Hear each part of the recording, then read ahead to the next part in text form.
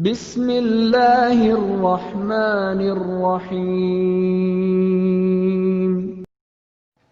Bismillahirrahmanirrahim. Assalamualaikum warahmatullahi wabarakatuh. Alhamdulillahi wa kafa. Wassalatu wassalamu ala rasulillahil mustafa wa ala alihi wa sahbihi wa man wafa, amma ba'd. Ikhwani wa akhawati, ahbaballahi wa rasulihi sallallahu alaihi wasallam, usi nafsi wa iyyakum bitaqwallahi faqad fazal muttaqun fala tamutunna illa wa antum muslimun. Faqala ta'ala mudhakkiran bidzalika, ya ayyuhalladzina amanu taqullaha haqqa tuqatih wa la tamutunna illa wa antum muslimun. Wa qala ya ayyuhan nasu ittaqu rabbakumul ladzi khalaqakum min nafsin wahidah wa khalaqa minha zawjaha wa batha minhuma rijalan katsiran wa nisaa'a wattaqullaha alladzi tasaaluna bihi wal arham innallaha kana 'alaikum raqiba.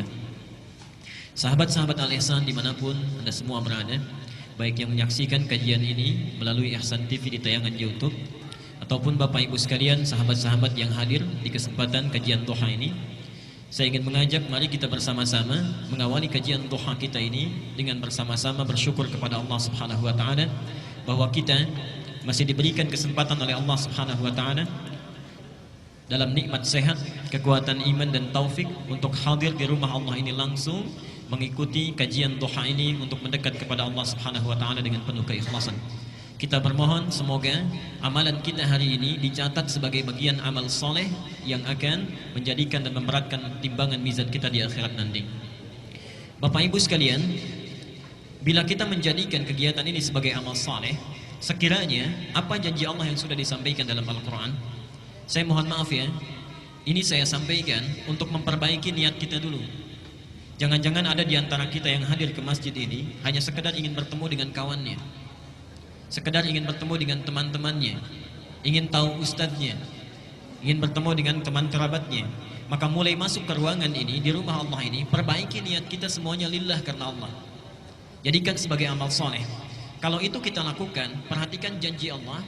Quran dulu, tercantum di surah ke-16 An-Nahl ayat 97.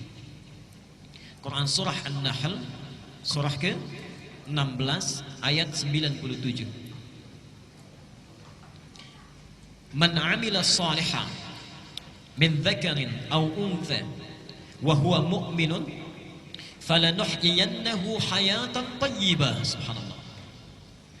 Siapa saja yang beramal saleh, melakukan satu amalan kebaikan karena Allah, baik lelaki ataupun perempuan, yang amalnya didasari karena iman kepada Allah Subhanahu wa taala, bukan karena yang lain.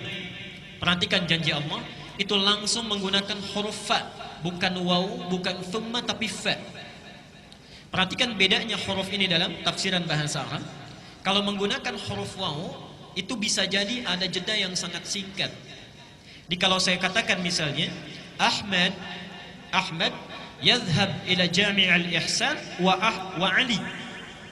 Ahmad pergi ke Masjid Al-Ihsan dan Ali. Itu bisa jadi ada jeda. Ahmadnya pergi misalnya sekarang, Ali nyusul 5 menit kemudian. Ada yang kedua menggunakan thumma. Dhahaba Ahmad ila Jami' al-Ihsan thumma Ali. Ahmad pergi ke Masjid Al-Ihsan, kemudian Ali. Di sini jedanya agak panjang. Mungkin 1 jam kemudian, mungkin 2 jam kemudian. Tapi kalau kalimatnya menggunakan fa, artinya nyaris tak ada jeda. Dhahaba Ahmad ila Jami' al-Ihsan fa'ali. Ahmad pergi ke Masjid Al-Ihsan, lantas Ali. Jadi begitu Ahmad berangkat, Ali pun langsung berangkat. Subhanallah. Di ayat ini bukan waw, bukan thumma, tapi menggunakan fa langsung. Man 'amila shalihan min dzakarin aw untha wa huwa mu'minun falanuhyiyannahu hayatan thayyibah. Maka Allah akan jamin untuk memperbaiki keadaan hidupnya. Subhanallah. Allah akan perbaiki keadaan hidupnya. Bukan hayah biasa, tapi hayatan thayyibah, dijadikan lebih baik dalam pandangan Allah Subhanahu wa taala. Mohon maaf, barangkali tidak semua orang yang hadir saat ini itu berada hatinya dalam keadaan yang tentram. Mungkin ada yang sedang punya persoalan di pekerjaannya, ada yang sedang punya masalah di rumah tangganya, ada yang sedang punya persoalan di lingkungan kehidupan sosialnya. Allah berjanji dalam ayat ini, siapa yang beramal soleh diniatkan karena Allah, maka keadaan apapun yang sedang dia rasakan, Allah akan rubah menjadi lebih baik dalam pandangannya. Jadi antum begitu masuk ke ruangan di rumah Allah ini, subhanallah, perbaiki niat kita, lakukan karena Allah, dan sampaikan kepadanya, duhai Allah, saya hadir di rumahmu ini untuk mendekat kepadamu, jadikan sebagai amal soleh, lalu minta kepada Allah kebutuhan yang kita mohonkan untuk dijadikan lebih baik. Itulah sebabnya saya sering rewel menyampaikan, subhanallah, kalau kita berada taklim di masjid, itu adalah anugerah yang tak terkira nilainya. Perhatikan kalimatnya, tafsir dari ayat ini, bisa kita katakan demikian. Kalau antum masuk masjid, kalimat apa yang diucapkan? Baik. Lihat ya, masjid rumah siapa? Rumah Allah. Masuk rumah Allah Sang Khalik dengan masuk rumah kita, itu sudah lain aturannya. Masuk rumah kita, sebelum masuk kita ucapkan dulu Assalamualaikum. Tolong dicatat ini ya, hadisnya sahih. Seorang yang masuk ke satu ruangan, kemudian tidak mengucapkan Assalamualaikum, maka syaitan, jin berkata kepada teman-temannya, ada tempat bermalam bagi kita hari ini. Kalau kita mengatakan Assalamualaikum misalnya, walaupun tidak ada orang, dan jangan khawatir akan dijawab, gak apa-apa. Assalamualaikum misalnya, kalau kita ucapkan Assalamualaikum, maka syaitan atau jin dia berkata kepada kawan-kawannya, tidak ada tempat bermalam bagi kita hari ini. Pun sama saat kita makan atau minum misalnya, tidak mengucapkan Bismillah karena Allah, maka jin akan berkata, syaitan akan berkata kepada kawannya, kita punya jatah makan atau minum. Tapi kalau kita bacakan Bismillah, sebut nama Allah, dia akan berkata, tidak ada jatah bagi kita hari ini, baik makan ataupun minuman. Rumah Allah beda cara masuknya. Antum rumah biasa, Assalamualaikum, masuk rumah Allah, kaki kanan yang dilangkahkan, dan kalimatnya lain, Allahumma ftahli abwaba rahmatik. Subhanallah. Tolong fokus ke sini ya. Ya Allah, barangkali antum selama ini cuma dibaca, tapi sebetulnya Allah sedang menunggu kita. Allahumma ya Allah, iftahli, bukakan kepadaku, bukakan untukku, abwaba, pintu-pintu, bukan hanya satu pintu. Ini bukan pintu fisik yang dimaksudkan. Abwaba rahmatik, pintu-pintu rahmatmu yang luas itu. Kalimat rahmat di Quran wujudnya ada 3. Satu, rahmat itu bisa berarti solusi dan kasih sayang Allah yang diberikan bagi orang yang sedang punya masalah, punya persoalan. Itu ada dalilnya di Quran surah Al-Baqarah 155 sampai 157. Quran surah 2 Al-Baqarah ayat 155 sampai 157. Dan nanti keterangannya, tafsirnya ada di Quran surah At-Taubah surah 9 ayat yang ke-18. Perhatikan kalimat Qurannya, subhanallah, ini indah sekali. وَلَنَبْلُوَنَّكُمْ بِشَيْءٍ مِنَ الْخَوْفِ وَالْجُوعِ وَنَقْصٍ مِنَ الْأَمْوَالِ وَالْأَنْفُسِ وَالثَّمَرَاتِ وَبَشِّرِ الصَّابِرِينَ 155. الَّذِينَ إِذَا أَصَابَتْهُمْ مُصِيبَةٌ قَالُوا إِنَّا لِلَّهِ وَإِنَّا إِلَيْهِ رَاجِعُونَ 156. Sekarang lihat 157-nya. أُولَئِكَ عَلَيْهِمْ صَلَوَاتٌ مِنْ رَبِّهِمْ وَرَحْمَةٌ وَأُولَئِكَ هُمُ muhtadun. Berhenti di sini. Mohon fokus ke sini, ke ayatnya. Kata Allah, dan siapapun yang hidup itu, pasti kami akan uji kehidupannya dengan berbagai ujian yang bermacam-macam. Minal khauf, ada yang gelisah, khawatir, takut. Di antara kita juga pasti itu ada yang gelisah. Tidak mungkin orang hidup tidak gelisah. Gelisah kalau anak terlambat datang ke rumah. Gelisah kalau suami telat. Gelisah kalau istri belum pulang jam sekian dan sebagainya. Gelisah kalau pekerjaan kita belum menghasilkan seperti yang diharapkan. Wal ju', kekurangan makanan. Wa naqsun minal amwal, kekurangan harta. Wal anfus, ada yang sakit sampai dengan wafat. Wa thamarat, ada yang bekerja tapi hasilnya tidak sesuai harapan. Pasti kita akan alami itu. Seakan-akan, mohon maaf, manusia itu tidak akan luput dari masalah. Tidak ada orang hidup gak punya masalah.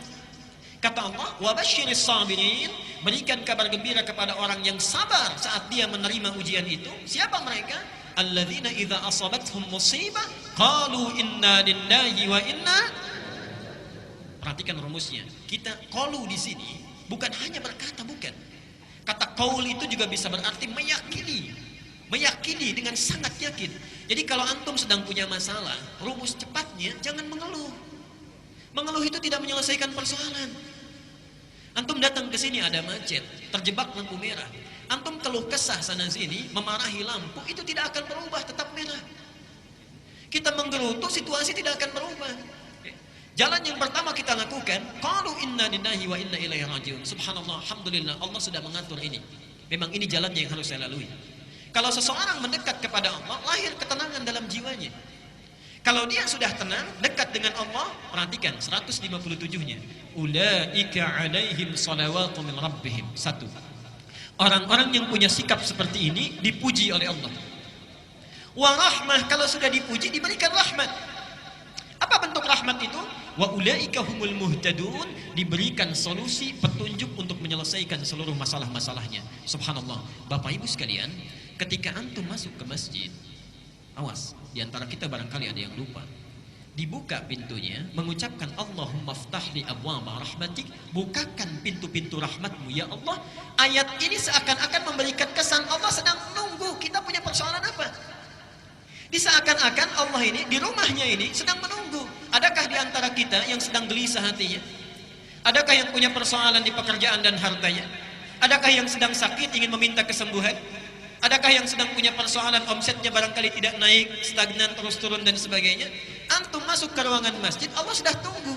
Jadi kalau kita sudah berada di dalamnya, tunaikan salat 2 rakaat, duduk sibukkan diri kita untuk meminta kepada Allah Subhanahu wa taala. Orang yang minta diberi nama dengan muhtadun, kalau sudah diberikan diberi nama dengan muhtadin. Lihat di surah At-Taubah ayat ke-18 tadi, tafsirnya. Innama ya'muru masajidallahi man amana billah wa aqama as-salah wa ata az-zakah wa lam yakhsha illallah fa 'asa ulaika ay yakunu minal muhtadin. Yang memakmurkan masjid Allah itu, memakmurkan masjid Allah itu kalangannya terbatas. Kalangannya terbatas, subhanallah. Itu hanya orang-orang yang yakin kepada Allah, menunaikan salat dengan konsisten, tunaikan zakatnya dengan baik, tidak pernah takut kecuali hanya pada Allah Subhanahu wa taala. Subhanallah, kata Allah, fa'asa ulaika ayyakunu minal muhtadin. Asa beda dengan la'alla. Kalau la'alla itu berjuang keras dulu baru dikasih. Karena itu ketika Allah menurunkan ayat tentang puasa di Ramadan, itu ujungnya ditutup dengan la'allakum. Terulang sebanyak 59 kali dalam Al-Qur'an. La'allakum itu artinya sesuatu baru diberikan kalau dia serius. Kalau serius. Karena itu jangan harap setiap orang yang puasa itu bisa takwa, belum tentu. Ketika la'allakum tattaqun menutup ayat Al-Baqarah 183, seakan-akan ada kesan yang bisa jadi takwa itu hanya orang yang serius puasanya. Yang tidak serius belum tentu dapat. Mungkin awal-awal puasa salatnya di saf terdepan, selesai puasa, maaf, masjidnya pun bisa tidak hafal. Mungkin bisa begitu. Hanya orang serius yang mendapatkannya. Tapi kalau antum bisa mendawamkan ke masjid, baru masuk saja, bahasanya bukan la'alla, asa. Asa itu kalau kita lakukan dengan yakin, Allah cepat kasih. Allah cepat kasih. Jadi mohon maaf ini ya, kalau antum sudah di masjid, ayo sibukkan. Sibukkan dengan mendekat kepada Allah. Peluangnya ada, antum sedang dinanti ini. Jangan kita menyibukkan diri dengan mengobrol, membicarakan keburukan orang lain dan sebagainya. Sudah, duduk di masjid, sibukkan meminta kepada Allah. Saya berikan rahasia untuk para ikhwan di sini, para ayah khususnya. Para sahabat itu rata-rata, termasuk ulama dan salafus salih. Kalau pulang dari pekerjaannya, Pak, itu mereka membiasakan mampir ke masjid.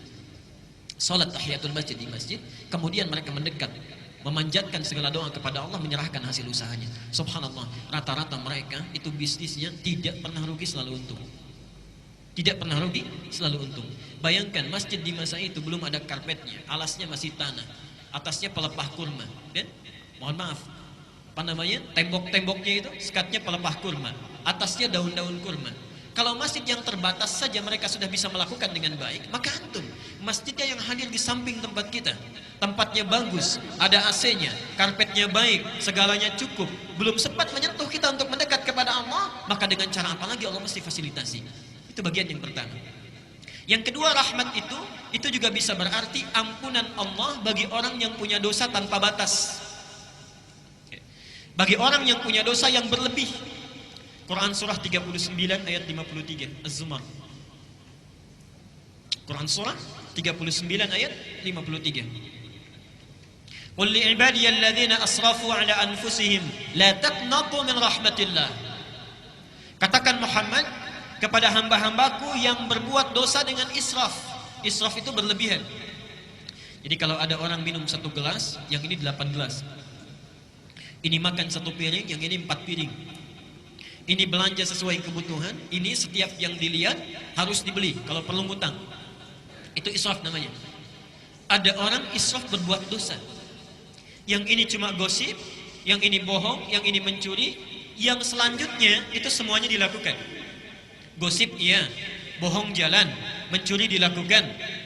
Terpikir dia untuk tobat, datang ke rumah Allah misalnya, dibuka pintu masjid, langkahkan kaki kanan, diucapkan Allahumma ftah li abwaba rahmatik. Berlaku ayat ini, la taqnatu min rahmatillah, jangan putus asa dari rahmat Allah. Ketika antum masuk ke sini, seakan-akan itu Allah sedang menunggu. Kalau bahasa bebasnya, Anda merasa punya salah apa? Punya dosa apa? Dan saya sangat punya keyakinan tidak ada di antara kita yang bebas dari dosa. Tidak ada. Bahkan kadang-kadang dalam ngaji pun kita masih ada dosanya. Karena itu ketika antum masuk, manfaatkan, minta mohon ampunan kepada Allah. Dan yang terakhir, rahmat itu juga bisa berarti karunia Allah yang berlimpah tanpa batas. Di dunia disebut dengan Rahman, di akhirat disebut dengan Rahim. Dan itu kita mintakan minimal 17 kali dalam sehari. Setelah Alhamdulillahirabbil alamin, apa yang kita baca? Ar-Rahmanir Rahim. Jadi mohon maaf, sunnahnya nanti dengan siapapun antum mengaji, kalau sudah masuk masjid, minta kepada Allah kemuliaan, Allah sedang menunggu, langsung sibukkan. Kalau kita tidak meminta kebaikan dari persoalan kita, minta diselesaikan. Yang kedua, minta ampunan dari dosa yang kita miliki. Dan yang ketiga, antum punya persoalan apapun dunia, mohonkan rahmat Allah Subhanahu wa taala. Semoga Allah memberikan kebaikan kepada kita dengan itu. Baik. Bapak Ibu sekalian, khususnya hari ini saya mohon kepada Bapak Ibu sekalian, perbanyak amal soleh kita. Jangan hanya dengan ta'lim saja. Pulang ke rumah, tingkatkan amal yang lainnya, jamaahnya, salatnya, tilawah Qur'annya. Kenapa? Karena nanti kita akan buka kajian kita ini dengan menyampaikan hadis Nabi Muhammad SAW tercantum di Sahih Al-Bukhari nomor hadis 518. Dan isi hadis ini hanya akan datang setahun sekali. Antum, saya, kita semua belum tentu bisa hidup sampai tahun depan. Kalau sudah sadar tidak mungkin hidup sampai tahun depan, belum tentu masanya, maka yang ada di hadapan kita jangan disia-siakan. Apa bunyi hadisnya? An Ibnu Abbas radhiyallahu anhuma. Hadis ini diriwayatkan oleh Ibnu Abbas, Abdullah bin Abbas. Semoga Allah memberikan ridha kepadanya dan kepada ayahnya Abbas. Qala, beliau menyampaikan, qala Rasulullah sallallahu alaihi wasallam, Rasulullah sallallahu alaihi wasallam bersabda, "Ma min ayyamin al-'amalu as-salihu ahabbu ila Allah fiha min hadhihi al-ayyam al-'ashr." Kata Rasulullah sallallahu alaihi wasallam, saya terjemahkan dulu bagian dari hadisnya. Tidak akan ditemukan hari-hari dari sepanjang hari yang dilalui oleh manusia setiap tahunnya, yang kalau kita beramal soleh di hari-hari itu, subhanallah, amal soleh kita akan sangat dicintai, diistimewakan, dilipat gandakan pahalanya oleh Allah dibandingkan hari-hari biasa. Itulah 10 hari pertama di bulan Dzulhijjah. 10 hari pertama di bulan Dzulhijjah. Kalau kita bertanya berapa gambaran pahalanya, perhatikan, sahabat memberikan ilustrasi. Qalu, para sahabat bertanya, "Ya Rasulullah, wahai Rasulullah, walal jihadu fi sabilillah?" Apakah jihad fi sabilillah tidak mampu menandingi pahalanya kalau kita beramal di 10 hari pertama Dzulhijjah ini dengan keutamaannya? Qala Rasulullah sallallahu alaihi wasallam, dijawab oleh Nabi sallallahu alaihi wasallam, "Walal jihadu fi sabilillah." Bahkan jihad fi sabilillah pun tidak bisa menandingi keutamaan amal soleh di waktu ini, illa rajulun, kecuali bila ada seseorang kharaja bi nafsihi wa malihi, yang dia berjuang dengan jiwa dan hartanya, thumma lam yarji' bidzalika min syai', kemudian dia tidak kembali lagi setelah dia berjihad, itu artinya wafat. Jadi kalau antum melakukan amalan kebaikan saat ini, kemudian kita perbanyak amal soleh kita, itu nilainya lebih tinggi dibandingkan fi sabilillah, kecuali kalau ada orang yang beramal satu amalan ini, dia masih unggul, yaitu yang berjihad dengan harta dan jiwanya sampai dia wafat. Maaf ya, saya berikan gambaran dulu sebentar. Ini penting, saya khawatir terlewat ya. Kalau antum masih belum termotivasi sekiranya untuk beramal, memperbanyak amalan, ayo saya berikan gambaran sederhana saja. Sekarang masing-masing Tanyakan pada diri kita, berapa usia kita? Oke, dijawab masing-masing saja. Saya tahu rata-rata 17 tahun ke atas. Oke. Misal, ambil rata-rata 40 tahun. Penelitian menunjukkan, dan sering saya sampaikan ini, setengah usia manusia itu dipakai tidur. Dipakai tidur. Jadi kalau orang usia 40 tahun, yang tidur berapa tahun? Sisanya beraktivitas. Baik. Makannya, minumnya, salatnya, ngobrolnya, bekerjanya, termasuk maksiatnya ada di sini. Maaf, kalau antum wafat hari ini, misal detik ini pas misalnya wafat kita, baik. Kira-kira rumah kita yang kita bekerja keras puluhan tahun untuk dibangun itu dibawa tidak? Tidak, baik. Mobil dibawa? Handphone? Baik. Kalau tidak, diinfakkan aja di sini ya, supaya bisa ditukar nanti. Baik.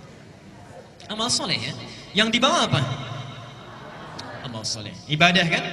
Baik, ibadah. Saya mau tanya, dari 20 tahun beraktivitas, yang jadi ibadah berapa tahun?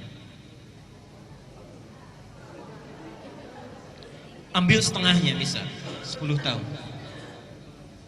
Artinya, awas hati-hati. Masih sempat kita bisa tertawa. Hati-hati. Jangan-jangan kita wafat, bekal kita belum cukup. Orang yang usia 40 tahun saja, amalan yang mungkin dibawa menghadap kepada Allah itu cuma 10 tahun. Diterima tidak? Belum tentu. Baik. Syarat diterima amalan itu ikhlas.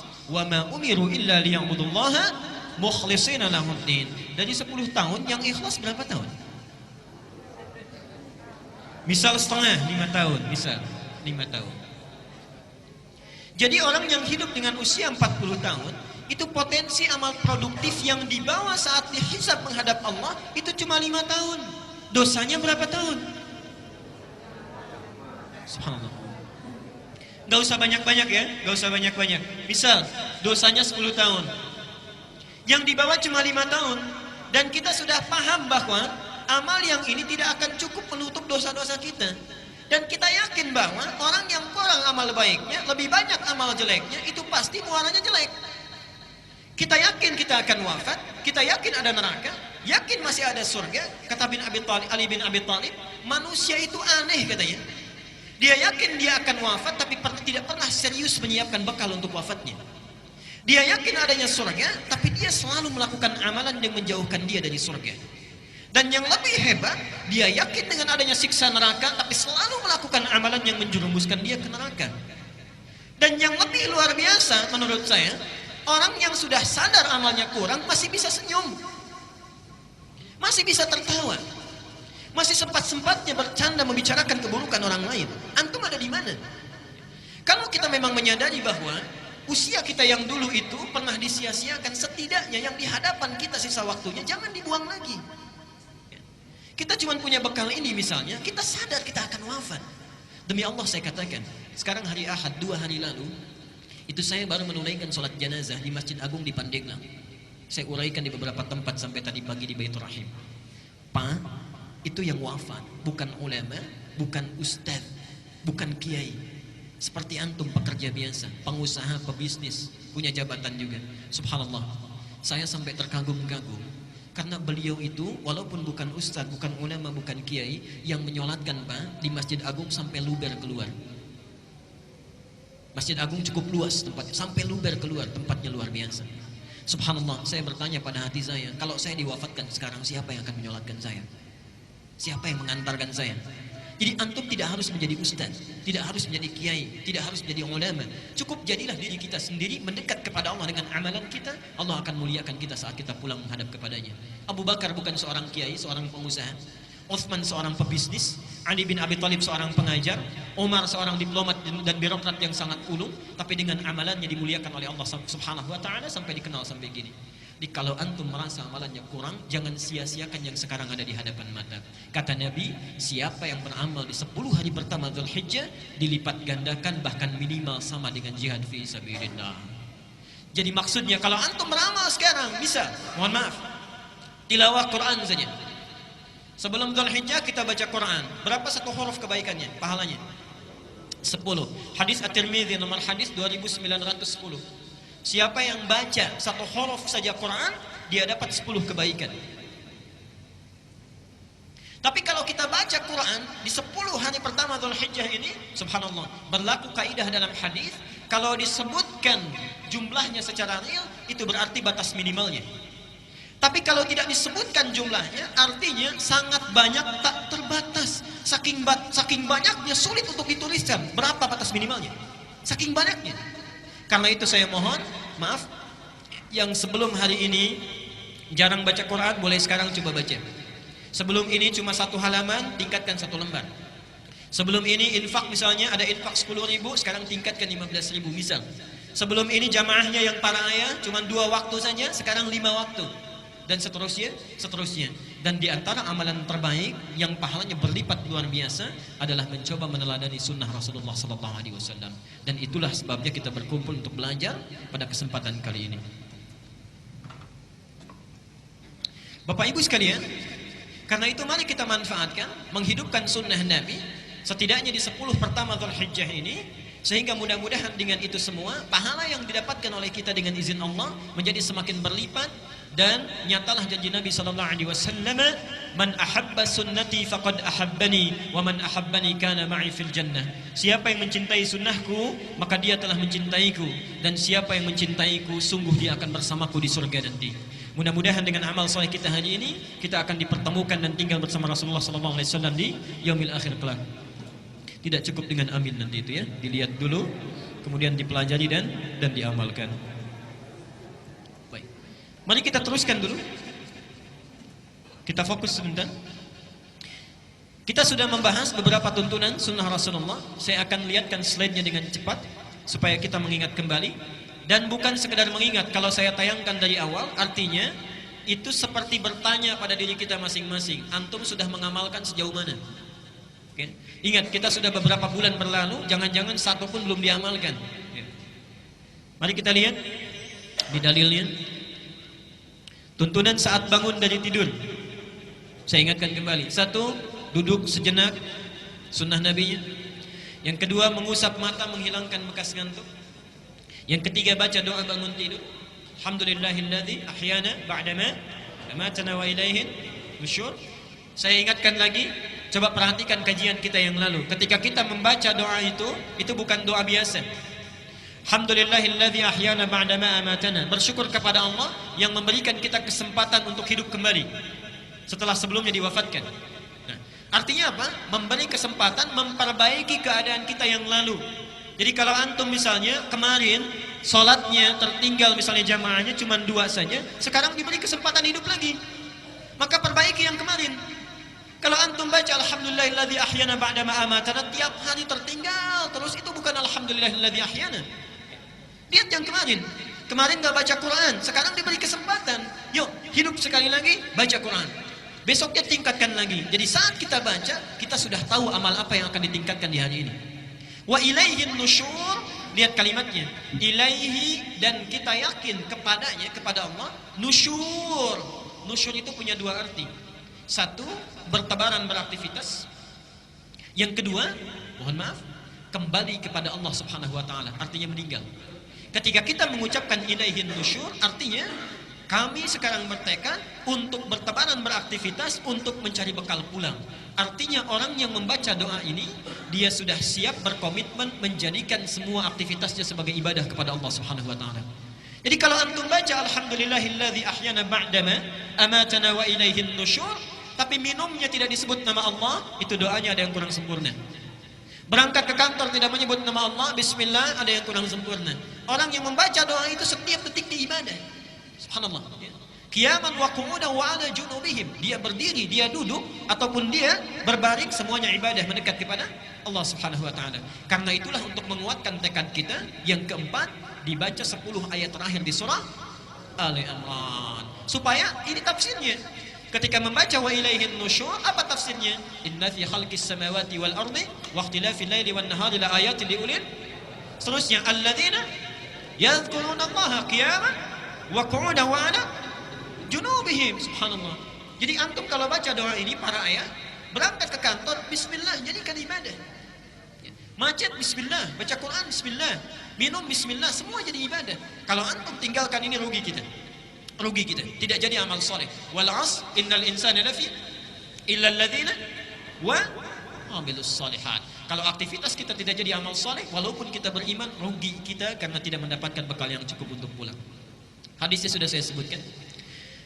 Yang selanjutnya, saya teruskan dulu pelan-pelan ya untuk mengingatkan. Amalan selanjutnya, kalau sudah keluar dari tempat tidur, mencuci kedua telapak tangan dulu. Kemudian bersiwak, berwudu dengan sempurna, atau kalau yang memiliki hajat, dia bisa melakukan mandi janabah. Kemudian setelah itu bangun di pertengahan malam. Ingat, bangunnya bukan kesiangan. Ya. Sunnah Nabi, harus saya ingatkan dulu. Keluar kamar mandi, penting dicatat, ini bukan kesiangan setelah subuh baru bangun, bukan. Ya. Jadi persis tidur lebih awal, bangun di pertengahan malam atau sepertiga malam, duduk, bersihkan bekas ngantuk, baca doa, kemudian 10 ayat terakhir di surah Ali Imran, keluar, cuci tangan, bersihkan gigi siwak, kemudian berwudu, sempurnakan wudunya, atau ingin kita mandi dulu, baru kemudian setelah itu tunaikan salat tahajud. Dan di sini kemarin kita berhenti bahasan kita. Coba tanyakan sampai antum duduk di sini, dari sekian sunnah sudah berapa yang diamalkan? Kalau ada yang terlewat, maka malam ini jangan lewatkan lagi, ya. Sudah kita bisa maksimalkan. Pembahasan kita kemarin berhenti di topik ini tentang menunaikan salat tahajud. Bapak Ibu sekalian, saya akan ringkas dulu sebentar sampai kemudian kita lanjutkan kepada bagaimana sifat tahajud Nabi sallallahu alaihi wasallam. Yang pertama, Nabi sallallahu alaihi wasallam memberikan pesan yang sangat kuat kepada kita agar sedapat mungkin dalam setiap aktivitas kehidupan kita, sedapat mungkin bisa menunaikan salat tahajud di pertengahan malam. Bisa menunaikan salat tahajud dalam pertengahan malam sampai dengan sepertiganya. Baik. Kenapa ini penting dilakukan? Walaupun hukumnya itu tidak berhukum wajib. Walaupun hukumnya tidak berhukum wajib. Ternyata ada keistimewaan-keistimewaan yang ditunjukkan oleh Al-Quran sekaligus sunnah Nabi SAW yang memberikan begitu banyak keistimewaan yang khusus diberikan pada orang yang tahajud, dan tidak akan pernah keistimewaan ini diberikan pada orang-orang yang tidak tahajud sekalipun sholat fardunya itu sempurna. Misal, sholat fardu yang 5 waktu dia wajib, bagus, khusyuk ditunaikan, baik dilakukan karena Allah, tapi tidak tahajud, dia tidak akan dapat kemuliaan-kemuliaan ini. Apa diantaranya? Satu, Rasulullah menyampaikan dalam hadis riwayat Muslim nomor hadis 1163. Beliau menyampaikan, afdalus salati ba'dal fardhati salatul laili. Afdalus salati, salat yang paling utama ba'dal fardhati, setelah salat fardhah itu, maksudnya yang 5 waktu, dari mulai subuh, zuhur, asar, maghrib kemudian isya, itu yang paling utama, yang paling bagus salatul laili, salat yang ditunaikan pada malam hari, yaitu yang dimaksud salat tahajud. Jadi sifatnya saja sudah disebut oleh Nabi sebagai salat yang sangat utama. Satu. Yang kedua, apa rincian dari keutamaan ini? Mari kita lihat pelan-pelan. Satu, disebutkan oleh Allah dalam Al-Quran surah 73 Al-Muzammil. Surah Al-Muzammil, kemarin pernah kita bahas ayat yang ke-6. Inna nashi'atal laili hiya ashaddu wat'aw wa aqwamu qila. Satu, ini kata Quran, sifat kekhusyuannya saja. Sifat kekhusyuannya, salat malam itu kalau ditunaikan akan lebih khusyuk, lebih menyentuh ke dalam jiwa dibandingkan dengan salat yang ditunaikan di siang hari. Subhanallah. Inna nashi'atal laili, sungguh bangun malam itu, hiya asyaddu wat'aw wa aqwamu qila, dia akan lebih menyentuh ke dalam jiwa, wa aqwamu qila, dan memberikan semangat yang kuat tatkala kita menyebutkan berbagai permohonan kepada Allah. Tolong jeli ya, jeli membaca ayat ini. Silahkan dibuka ayat 7 sampai 8-nya. Dibuka ayat 7 sampai 8-nya. Ya ayyuhal muzammil qumil laila illa qalila nisfahu aw inqus minhu ila qalila wazid 'alaihi warattilil qur'ana tartila. Baik ya. Inna sanulqi 'alaika qawlan thaqila inna nashi'atal laili hiya ashaddu wat'aw wa aqwamu qila. Sekarang lihat ayat 7-nya. Innalaka fin nahari sabhan tawila. Saya berikan rahasianya di sini ya. Yang buka mushaf Saya tidak tuliskan di sini. Yang bawa mushaf, coba dibuka juga tafsirnya surah Al-Insan. Al-Insan ayat 26. Bukan Al-Ihsan ya, karena nggak ada Al-Ihsan di Quran. Al-Insan. Al-Insan ayat 26.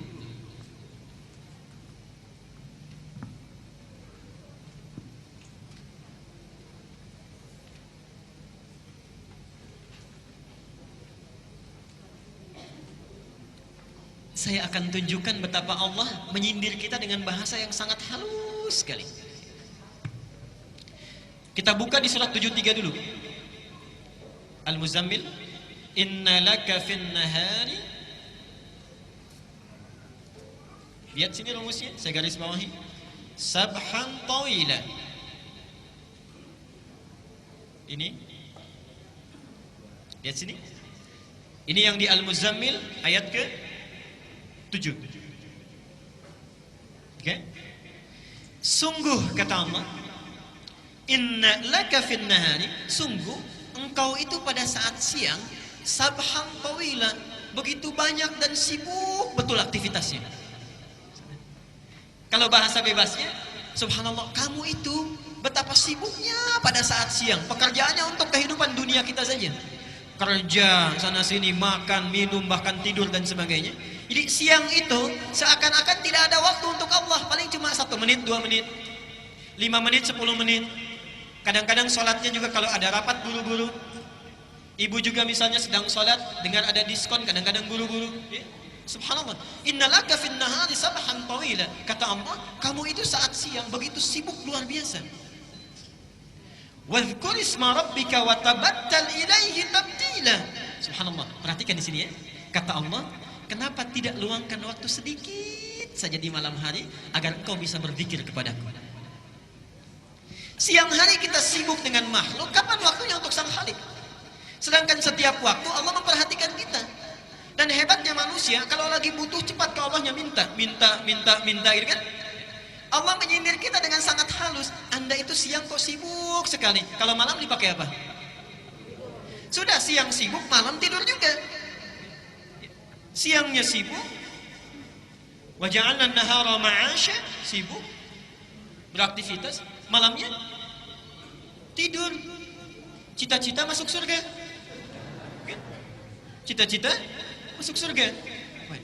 Kata Allah, subhanallah, wadhkur isma rabbika wa tabattal ilaihi tabtila.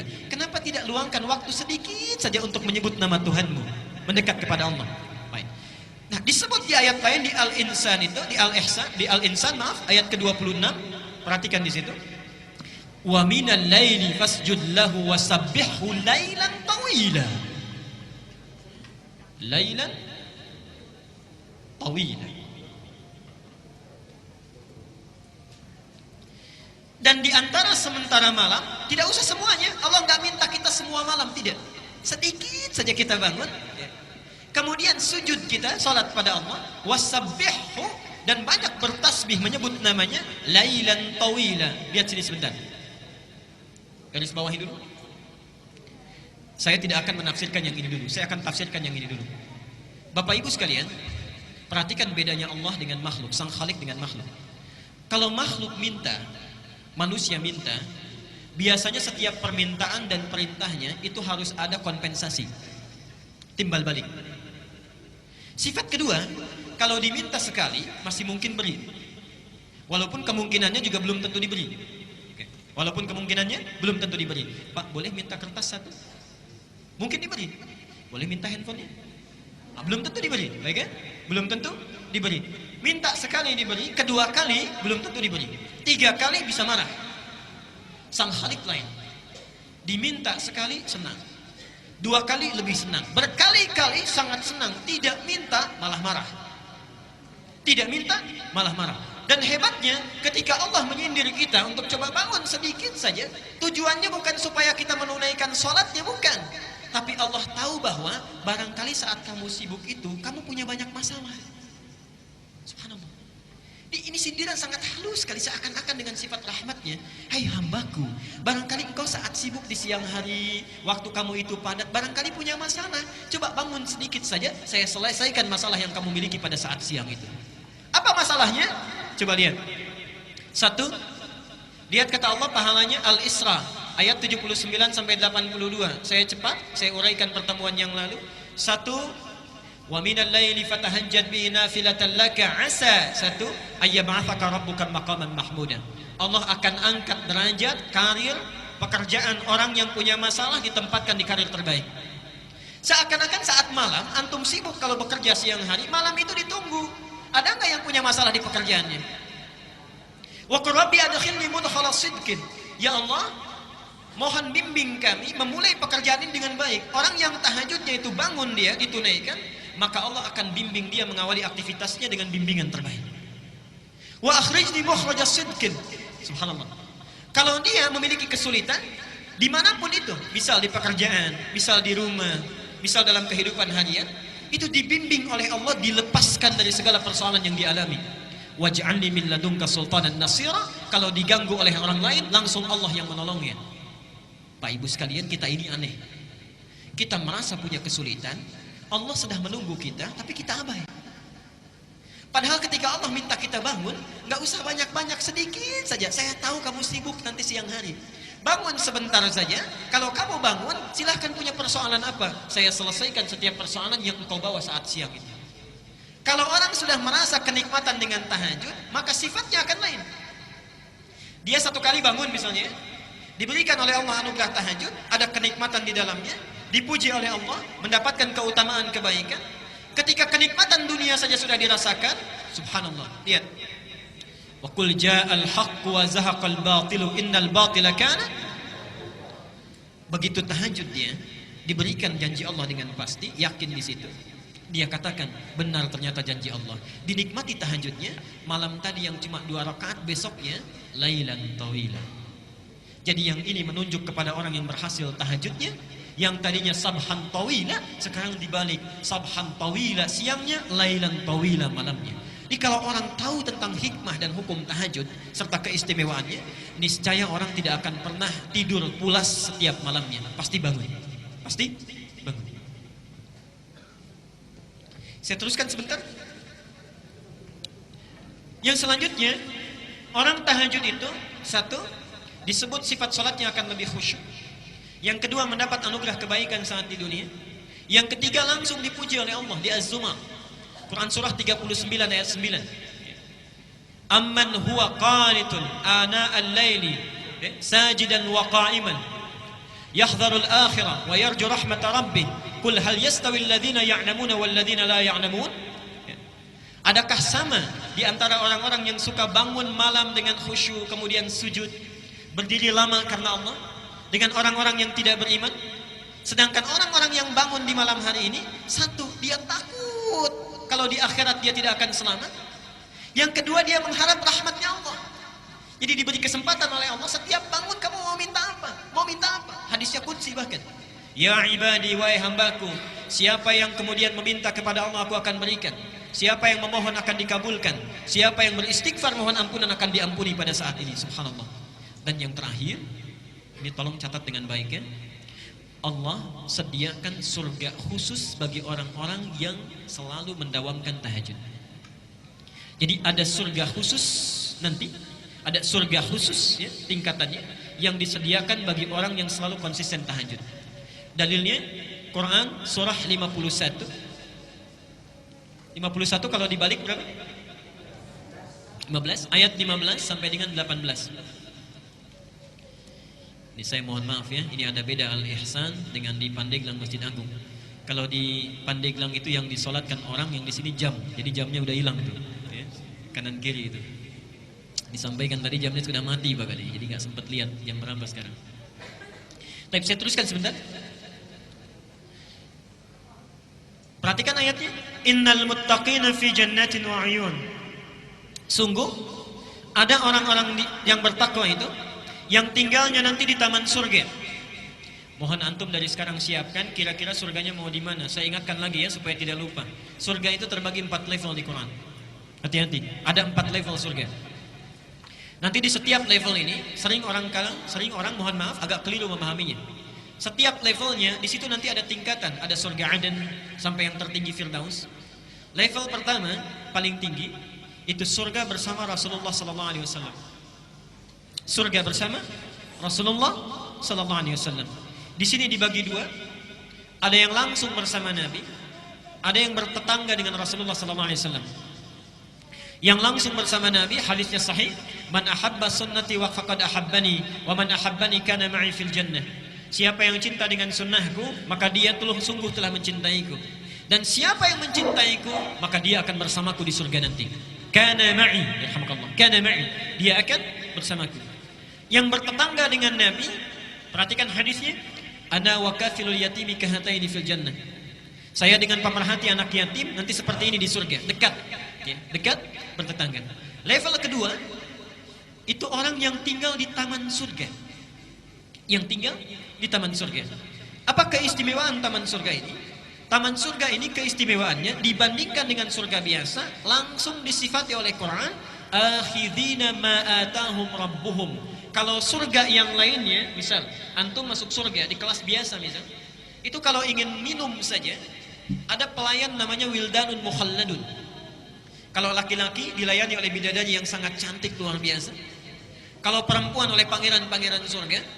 Gelasnya saja bi aqwabi wa abariqa wa ka'sim min ma'in. Terbuat dari mutiara-mutiara yang berkilauan dari emas dan perak yang menyatu.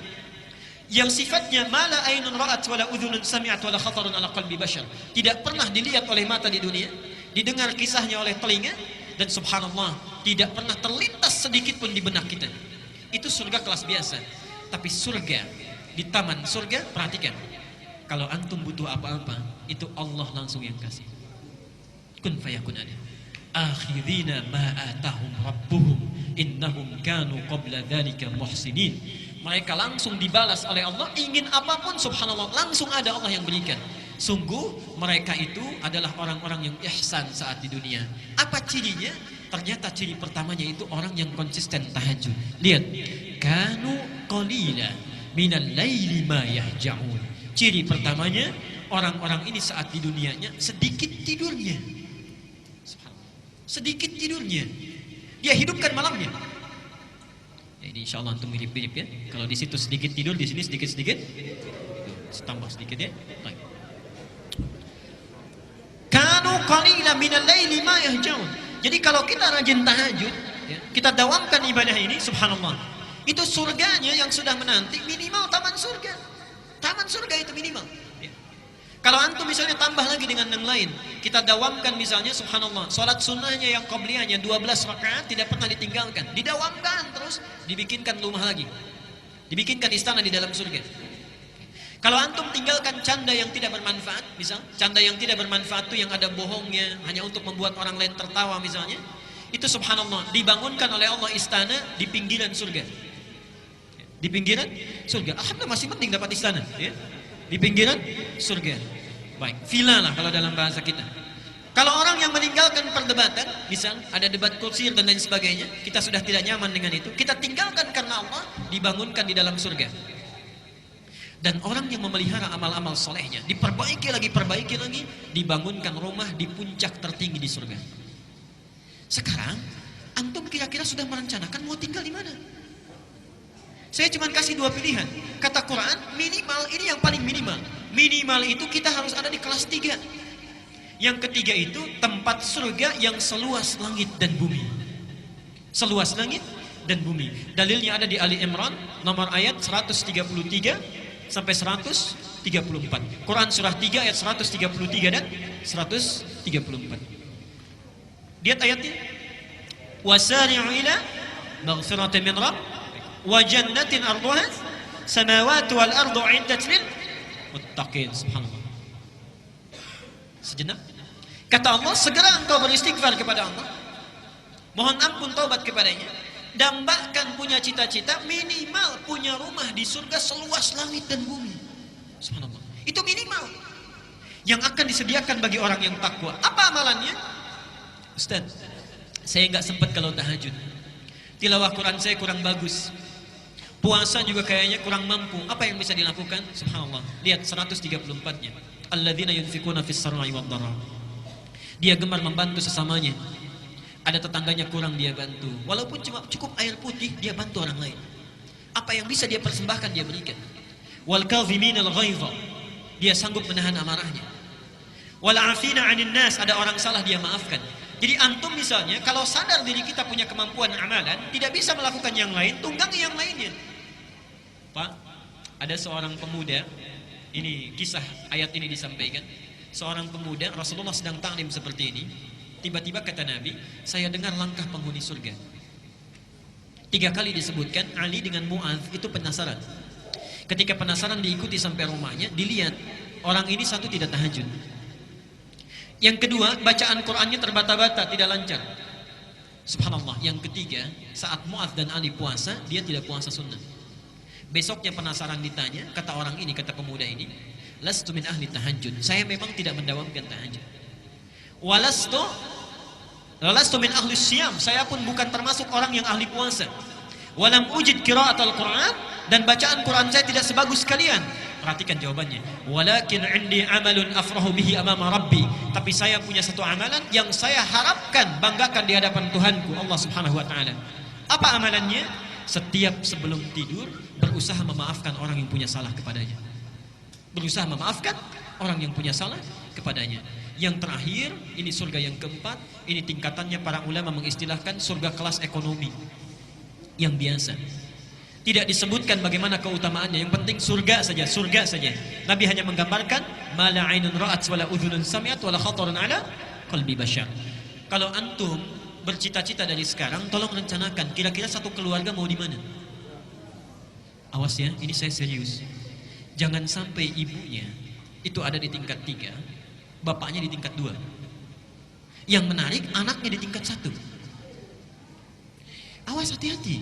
Berlaku hadis Nabi, saat kita masuk surga, dibukakan pintu surga, itu baru masuk, tempatnya belum. Kita memiliki tempat kita, itu diminta baca Quran dulu.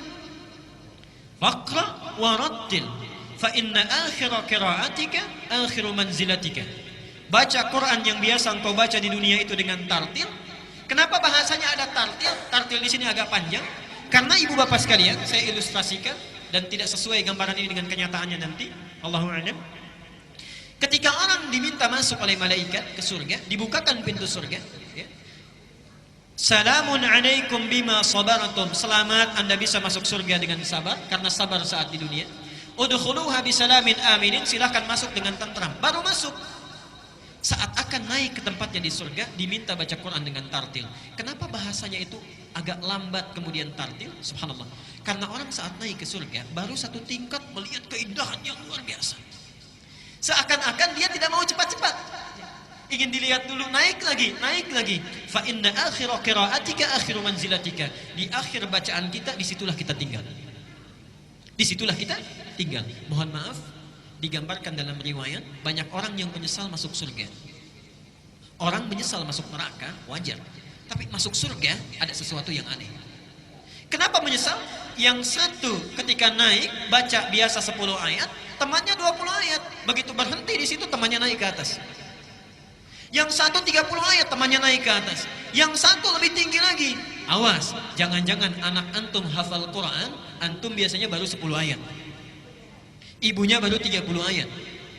Anaknya sudah di atas, orang tuanya masih di bawah. Sedangkan Allah menawarkan saat kita di dunia. Surah 53 ayat 21. Allah menyediakan satu surga untuk keluarga besar. Walladzina amanu wattaba'athum dzurriyyatuhum biimanin alhaqna bihim dzurriyyatahum. Dan para orang tua yang beriman, kalau diikuti oleh anak cucunya baik seluruhnya, maka kami akan himpun mereka di satu tempat di surga langsung. Satu tempat di surga. Baik. Karena itu saya mohon, saat ini kalau kita belajar tahajud, bapak kalau bangun jangan sendirian, Pak. Lihat, rencanakan dengan istri, Ma, kita bangun malam ini. Istri juga begitu, Pak, kita bangun malam ini. Kalau capek mungkin papa yang istirahat atau semaniknya. Kemudian mama yang berdoa. Anak punya kemampuan, bangunkan. Subhanallah. Ibnu Abbas itu begadang, usia 3-4 tahun, hanya ingin melihat sifat sholat tahajud Nabi SAW. Seorang Ibnu Abbas. Jadi mohon, rencanakan dari sekarang, beramal dengan amalan satu keluarga. Saya teruskan dan di sini kita berhenti dulu kajian kita. Sekarang sifat tahajud Rasulullah sallallahu alaihi wasallam. Nanti kita akan jeda dulu sejenak di sini, kita buka untuk diskusi dulu. Bapak Ibu sekalian, kalau sekarang kita sudah merencanakan Insya Allah saya akan bangun malam nanti misal, misal. Kemudian kita sudah siap untuk tahajud. Bagaimana cara Nabi mengajarkan kita tahajud? Bagaimana sifat sholatnya? Disampaikan oleh para sahabat yang lebih banyak diriwayatkan oleh kerabat Nabi Sallallahu Alaihi Wasallam.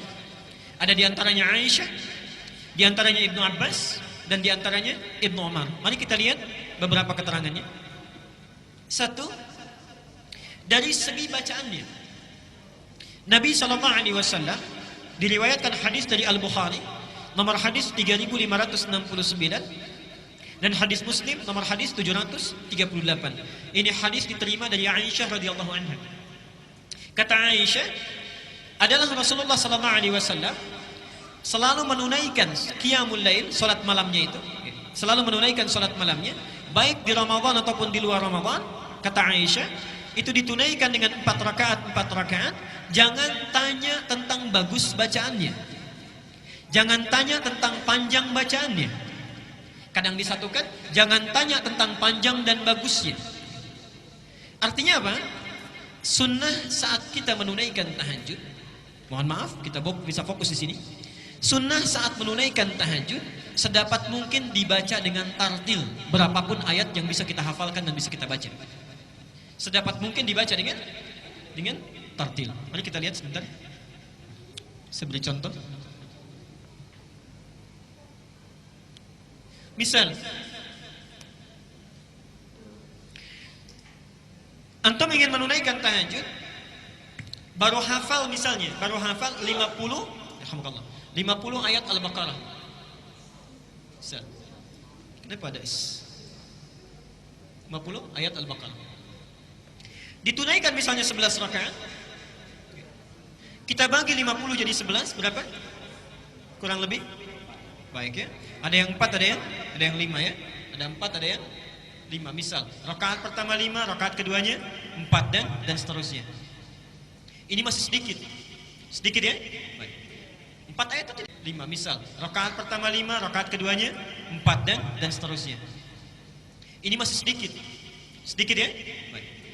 4 ayat itu tidak banyak. Alif lam mim dzalikal kitabu la raiba fihi hudal lil muttaqin alladzina yu'minuna bil ghaibi wa yuqimuna shalah wa mimma razaqnahum yunfiqun. Kemudian walladzina yu'minuna bima unzila ilaika wa ma unzila min qablik wa bil akhirati hum.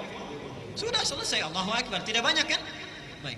Tidak banyak. Ada yang kedua banyak, misalnya saya ingin menyelesaikan, maaf, misal saya sudah hafal surah Al-Baqarah 286.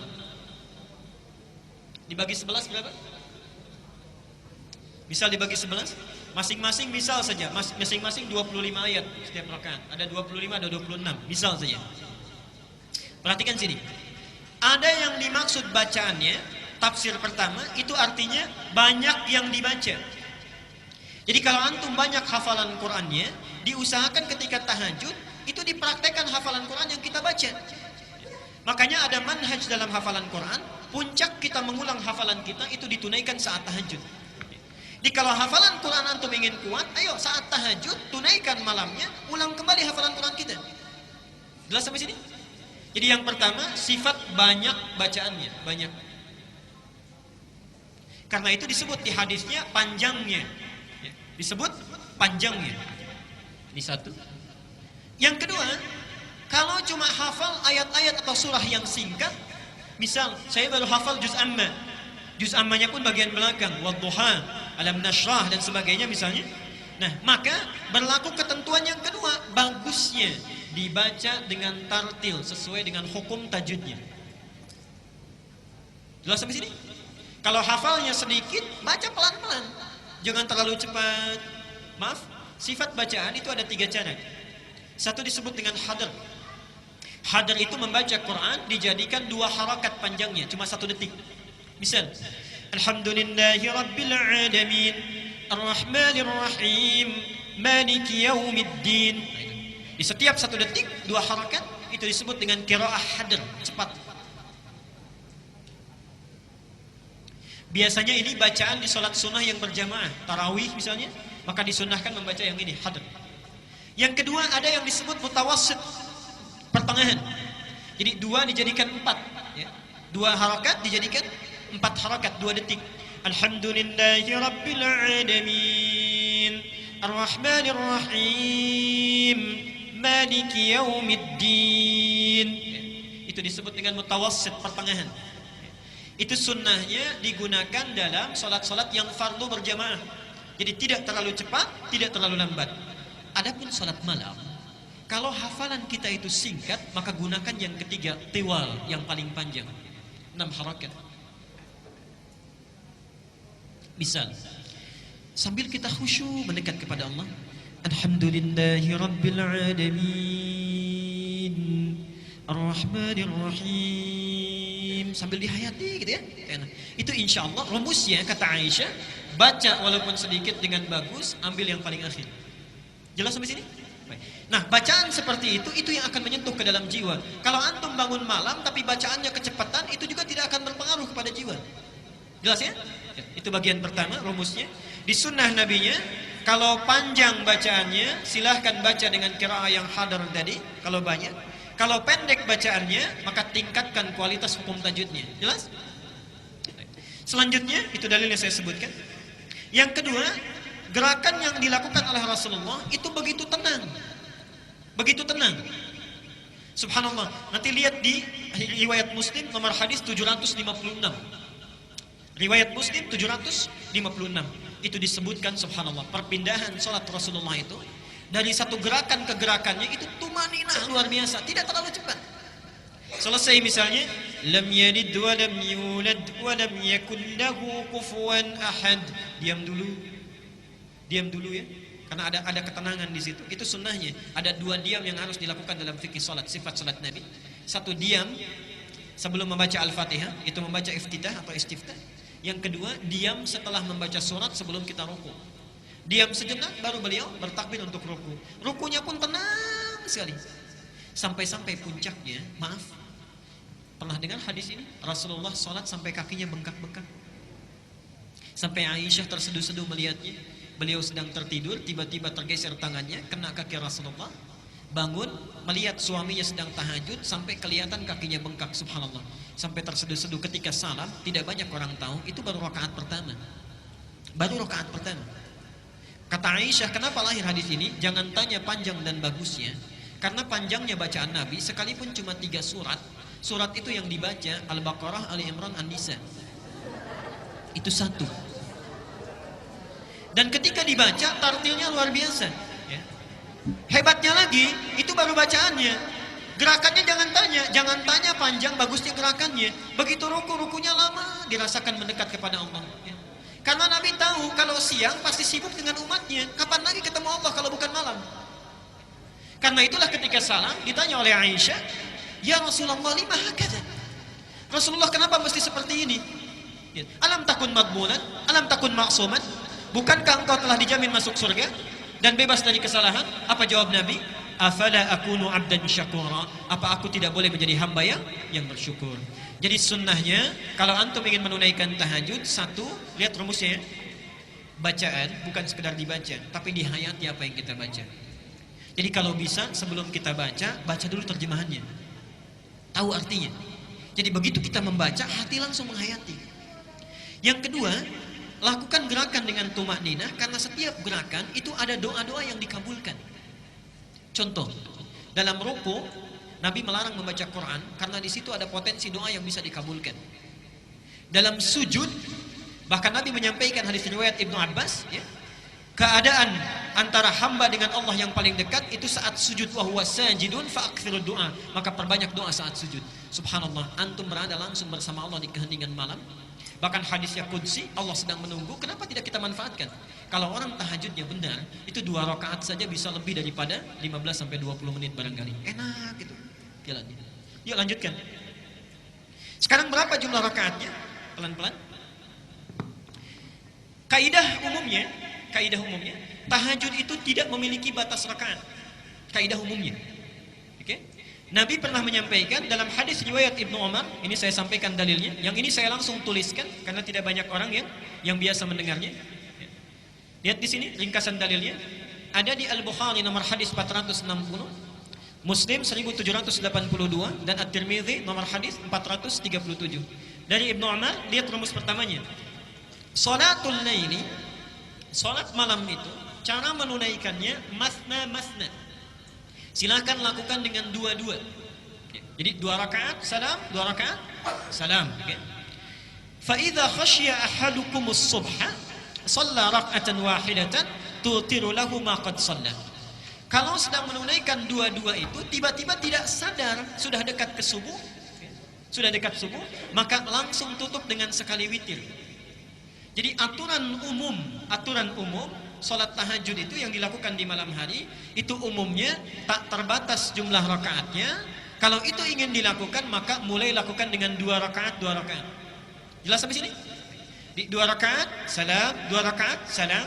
Tiba-tiba kita akan bangun lagi, misalnya datang fajar, lebih dekat fajar, cukup bangun tunaikan 1 rakaat dan itulah disebut dengan witir sebagai penutup. Jelas sampai sini? Baik.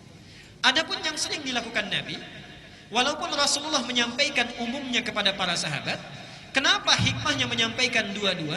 Karena Nabi tahu kalau sahabat diajarkan satu amalan pasti akan ditiru itu.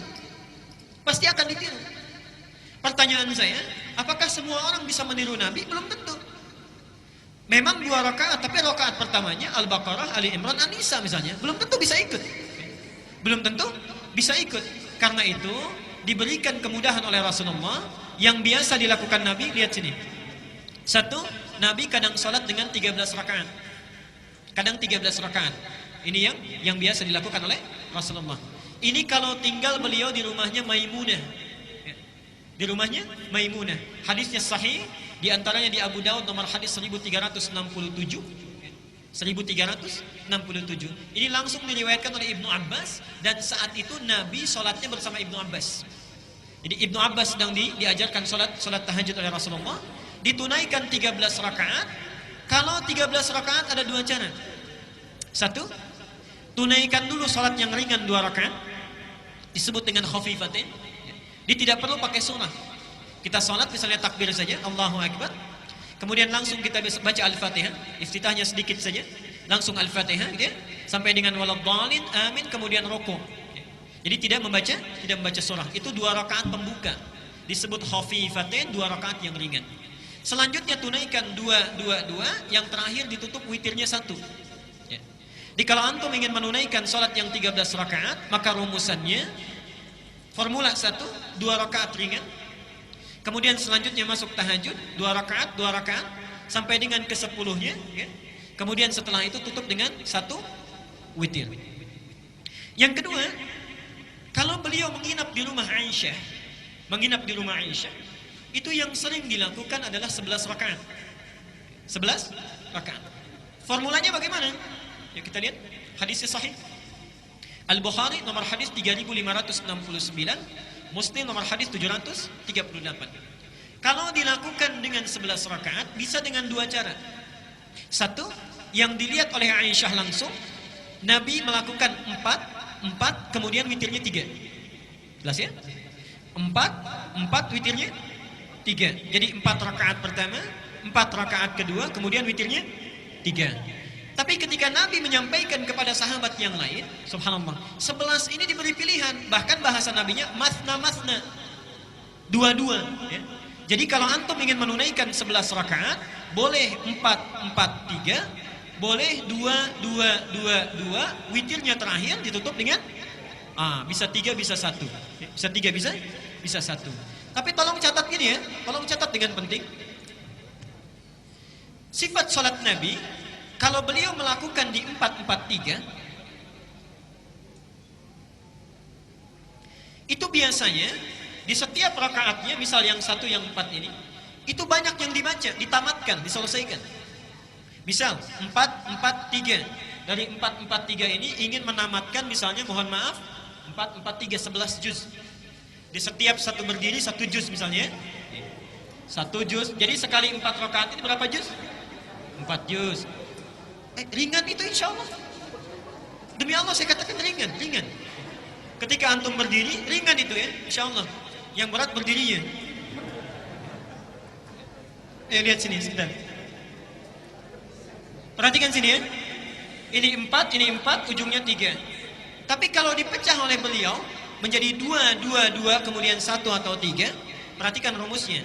Ini sebetulnya rumus untuk memudahkan supaya kita tidak berdiri terlalu lama kalau tidak kuat. Contoh, ini kan 4.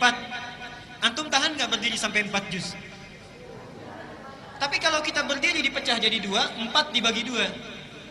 2. Yang tadinya berdiri 4 ini, berdiri misalnya sampai dengan 3 jam, misal 3 jam.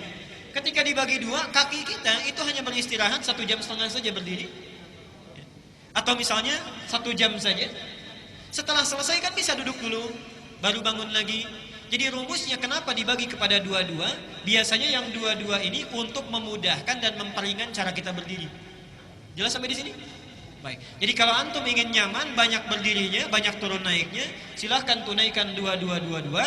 Kalau sekiranya ingin menamatkan Qur'annya, sanggup berdirinya, silahkan tunaikan 4-4-3. Jelas sampai di sini? Baik. Jangan ribut begini. Oh, ini yang benar 4-4-3. Oh, tidak, ini 2-2-3. Ya. Tapi sholatnya sama, tidak sesuai sunnah Nabi. Yang 4-4-3 30 menit, ya. Yang 2-2-2-1 cuma 20 menit itu sama-sama keluar. Saya kira saya berhenti dulu di sini. Baik. Jadi setelah disampaikan amal itu, perhatikan sini ya. Antum pilih mana? Ingin dapat pahala 10 kebaikan atau dapat pahala 1000 bulan? Saya ulang, kita akan buat kesepakatan dan ini ada di rumah Allah. Ada di rumah Allah. Dan Allah tidak akan menyalahi janji. Dan antum membuat kesepakatan disaksikan oleh Allah insyaallah. Ada tawaran dapat 10 kebaikan pahala, dapat 1000 bulan. Ingin nomor 1, nomor 2? Saya ulang. Ibu-ibu itu pintar itu kalau hitung itu ya. Nanti saya berikan rumus ibu-ibu itu ya. Baik. Ada tawaran, gak ada yang ketiga, cuma 2. Pilih salah satu. Ingin dapat 10 kebaikan, ingin dapat 1000 bulan. Baik, dua-duanya, gak ada masalah. Baik, alhamdulillah. Perhatikan sini ya. Yang gak jawab masih ragu-ragu itu. Kalau antum bawa ilmunya saja hari ini, itu dapat 10 kebaikan. Tapi kalau antum amalkan malam ini, ilmu yang langsung diamalkan dengan amalan, perhatikan, yang langsung diamalkan dengan amalan, itu minimal pahala yang kita dapatkan 1000 bulan. Kebaikan.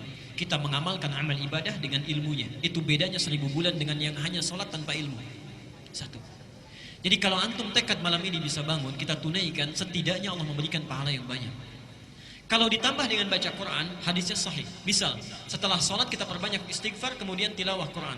Perhatikan hadisnya. Hadisnya sahih sekali. Orang yang membaca Al-Quran, kemudian dia mengamalkan kandungannya, maka akan dibangkitkan saat yaumul hisab, membawa mahkota yang sinarnya sangat terang, lebih terang dari mentari yang masuk ke dalam rumah-rumahnya, dipakaikan di kepala kedua orang tuanya. Saya ingin tanya, maaf ya, sampai detik ini antum sudah semaksimal apa berbuat baik kepada kedua orang tua? Jangan katakan orang tua saya sudah tidak ada mantan orang tua. Oke. Sudah sebaik apa? Kalau maaf ya, tolong dibawa ini sampai ke rumah. Kalau antum masih ada orang tua, jangan tunggu hari esok untuk berbuat baik. Muliakan dari sejak sekarang, bagaimanapun caranya. Karena demi Allah saya katakan, saya dari kecil dirawat sampai tumbuh dari SD, masuk ke pesantren sejajar dengan satu thanawi ya, satu SMP, ayah saya wafat. Saat sudah sanggup kita berbuat satu kebaikan, orangnya sudah tidak ada. Jadi jangan sampai antum mengalami hal yang sama dengan apa yang saya alami. Ada orang tua berbuat baik, jangan sungkan kita. Tapi kalau sudah tidak ada, sulit lagi kita untuk berbuat baik. Kalau antum orang tuanya sudah tidak ada, sekarang diberikan peluang kebaikan. Setiap kita baca Quran mengamalkan, ada peluang kita memberikan mahkota bagi kedua orang tua kita nanti. Awas, hati-hati. Orang tua yang lainnya mendapatkan mahkota, orang tua kita hanya tersenyum atau bahkan sedih, anak kita tidak membawa apa-apa. Karena itu, ilmunya sudah saya sampaikan, malam ini tinggal kita praktikkan. Semoga Allah memberikan kebaikan kepada kita semuanya. Saya kira kita cukupkan dulu untuk teorinya. Kita beri kesempatan untuk ada yang ingin berdiskusi atau menanyakan hal yang ingin disampaikan. Kita buka dulu ke dalam 2 termin, satu terkait dengan topik, yang kedua barangkali ada yang di luar topik tapi ada yang hendak didiskusikan. Saya persilakan.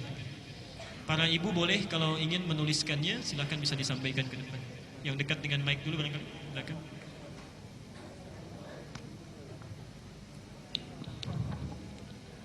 Assalamualaikum warahmatullahi wabarakatuh. Assalamualaikum. Yang pertama, saya pengen tahu tentang dalil sholat tahajud berjamaah. Baik, Kalau tahajud ada berjamaah, apakah ada sholat duha berjamaah? baik. Yang kedua, kebanyakan sahabat kita mendalili sholat tarawih itu justru mengambil dalil yang 11 rakaat sholat tahajud. Jadi mohon keterangan tentang tarawih itu sendiri. Terima kasih. Baik. Bagus pertanyaannya, saya langsung jawab dulu ya supaya tidak terlupakan. Dalil salat tahajud berjamaah boleh atau tidak? Bapak Ibu sekalian, tidak ada dalil yang sangat tegas yang mengatakan bahwa tahajud itu boleh berjamaah atau tidak berjamaah. Para ulama hanya melihat bagaimana perilaku Nabi dan contoh Nabi SAW dalam menunaikan ibadah ini. Terlihat dalam sekian riwayat, kebanyakan salat tahajud yang dilakukan oleh Rasulullah itu dilakukan dengan sendirian. Tapi pernah Nabi melakukan sholat berjamaah dan dilakukan dengan Ibnu Abbas. Dalilnya bisa buka Pak di Abu Daud karena Bapak tadi minta dalil. Abu Daud nomor hadis 1367. Ya. Ibnu Abbas satu kali menginap di rumah bibinya Maimunah. Kemudian ingin melihat bagaimana sifat bangunnya Nabi dari tidur sampai beliau menunaikan tahajud.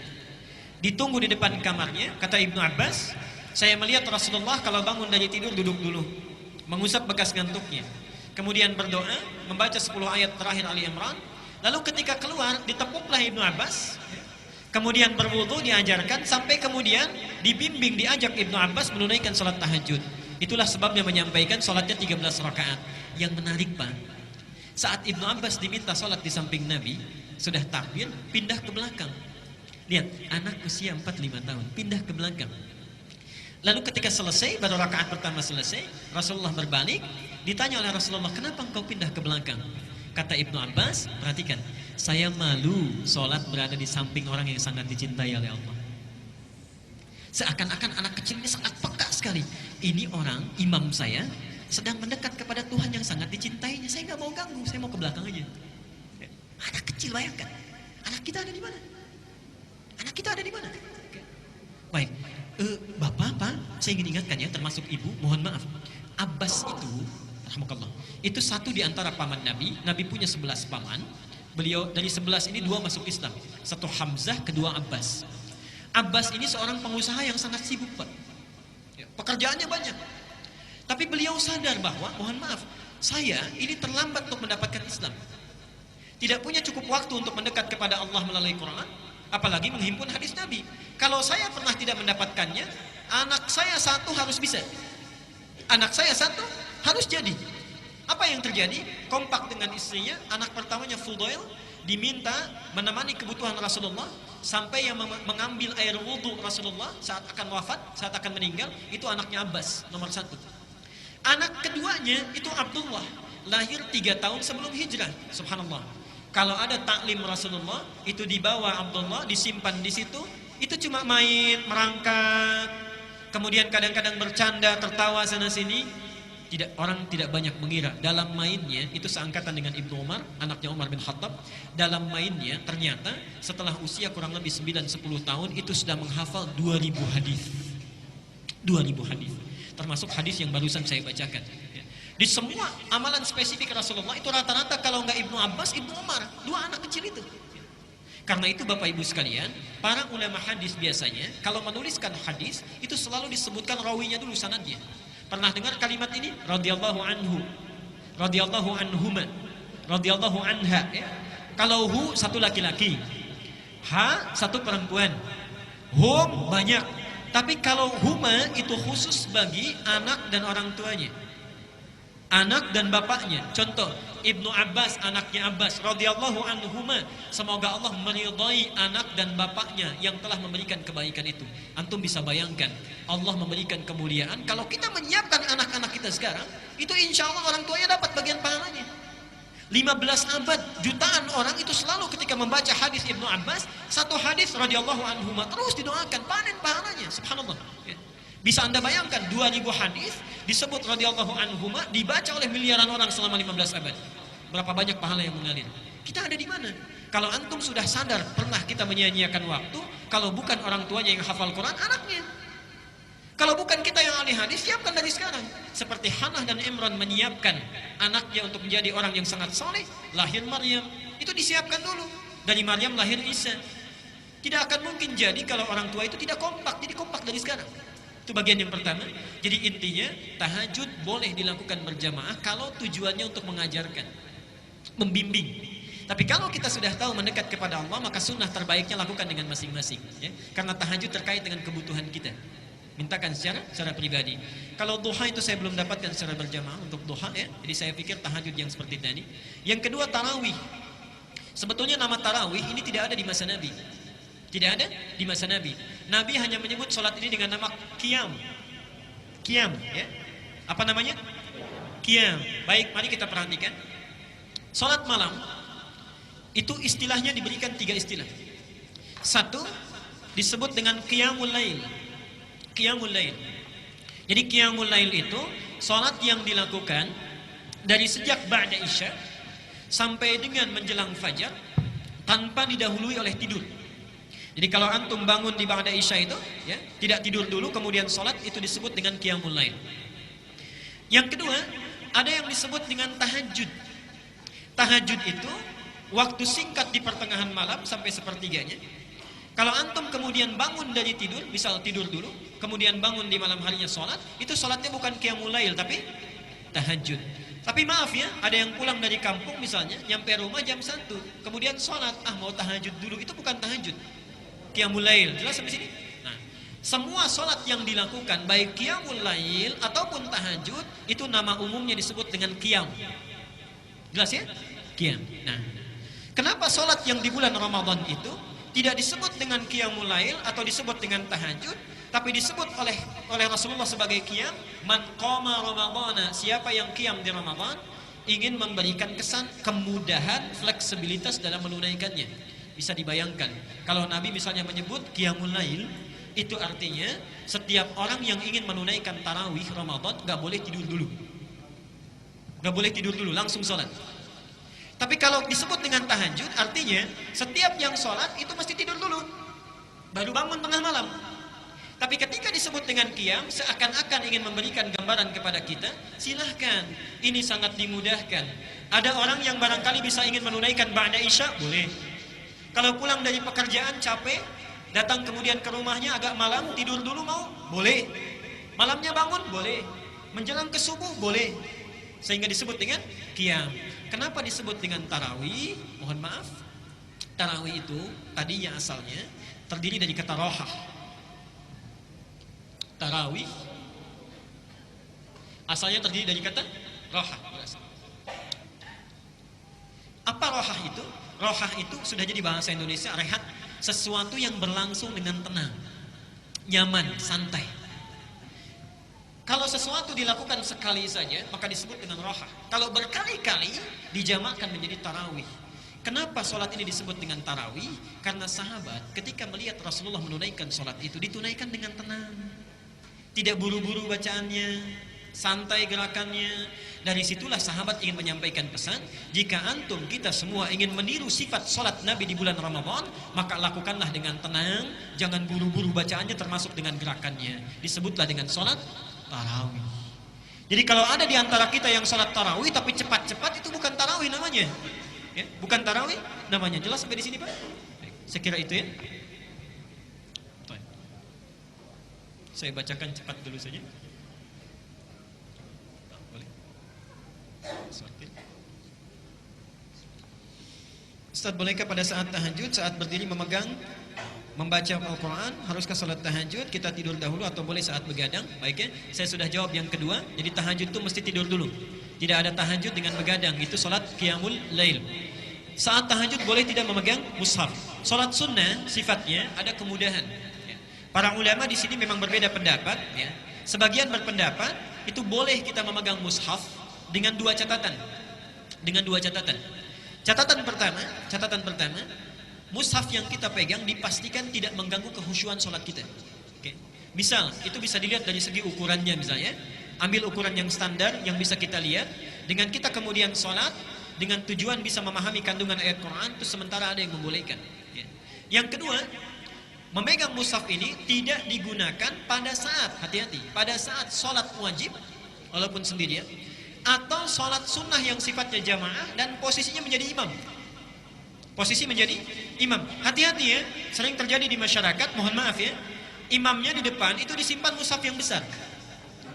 Kemudian setiap surat pindah dipindahkan. Nah itu sebetulnya dalam fikih sholat itu tidak boleh. Karena syarat menjadi imam itu hafal apa yang akan dibaca. Kalau belum hafal tidak perlu jadi imam. Naik yang lain. Karena itulah ketika dia lupa yang di belakang mengingatkan. Itu fikihnya. Ya.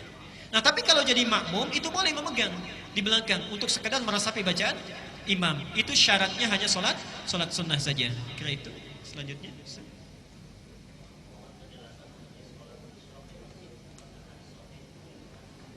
Baik, hadisnya sahih, isyraq atau syuruk ya. Isyraq atau syuruk itu boleh dilakukan. Waktunya sesaat setelah ba'da subuh, ketika antum berada di masjid silakan boleh dilakukan. Dan sunnahnya, perhatikan, ini banyak orang sholat syuruk atau isyraq tapi sunnahnya tidak dipraktikkan. Mohon maaf ya. Ini ada tujuan sholat syuruk itu.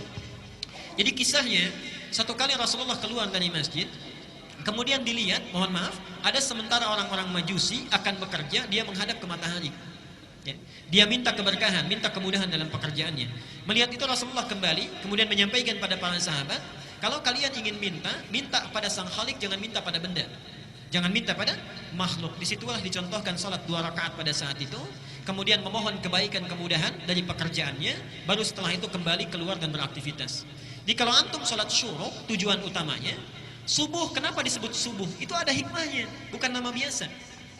Subuh itu dari kata asbah. Asbah itu orang yang sudah siap dengan rencana. Jadi bedanya orang Islam dengan non-muslim, kalau bangun dari tidur, maksud sholat subuh itu sambil sholat sudah siap rencana apa yang akan dilakukan di hari itu. Tidak ada orang Islam bangun tidur, dia bingung apa yang harus dilakukan. Jam 7 ada di mana, jam 8 ada di mana. Tidak. Was-subhi idza tanaffas, saat subuh sudah jelas rencana apa yang akan dilakukan. Kalau rencana sudah jelas, sebelum dilakukan, bangun sholat, minta kemudahan kepada Allah. Itulah saat syuruk. Baru kemudian dilakukan aktivitas kita. Kira itu. Mohon penjelasan mengenai perbedaan sholat Idul Adha pada tahun ini. Sholatnya tidak ada yang beda, tetap 2 rakaat. Oke? Ditunaikan pada tanggal 10 Dzulhijjah. Imamnya jelas, khatibnya juga sudah jelas. Oke? Jadi insya Allah tidak ada perbedaan. Baik ya? Iya kan? Baik. Mohon jelaskan perbedaan sholat Idul Adha tahun ini. Tidak ada perbedaan, sholatnya 2 rakaat. Baik ya? Kemudian hari, baik kan? Baik ya? Ya menjawab sesuai pertanyaan kan? Kita ditanya, kita jawab. Baik. Ya, bertanya yang jelas sehingga mendapatkan jawaban yang jelas gitu. Baik. Harinya, baik, hari, baik. Kalau tanggal juga tidak beda, 10 Dzulhijjah, baik ya? Untuk di Indonesia. Baik, ini kayaknya agak serius nih ya. Ini agak serius penjelasannya. Taib, Bapak Ibu sekalian, memang kemungkinan terbesarnya dan bisa dipastikan dengan izin Allah kalau kita hidup nanti, subhanallah, sholat Idul Adha tahun ini 1435 Hijriah khusus di Indonesia itu kemungkinan ada perbedaan-perbedaan. Ada yang ditunaikan nanti di hari Sabtu, ya, dan ada yang akan menunaikan di hari Ahad. Apa pangkal perbedaannya? Nantikan di sini. Ada 2 hal yang menjadi pangkal perbedaan. Catat dulu dalilnya, karena kita tidak boleh bersumber kecuali dari dalil.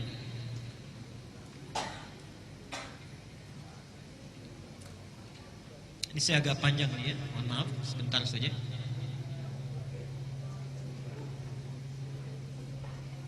Satu, hadis Muslim, riwayat Muslim, nomor hadis 1162.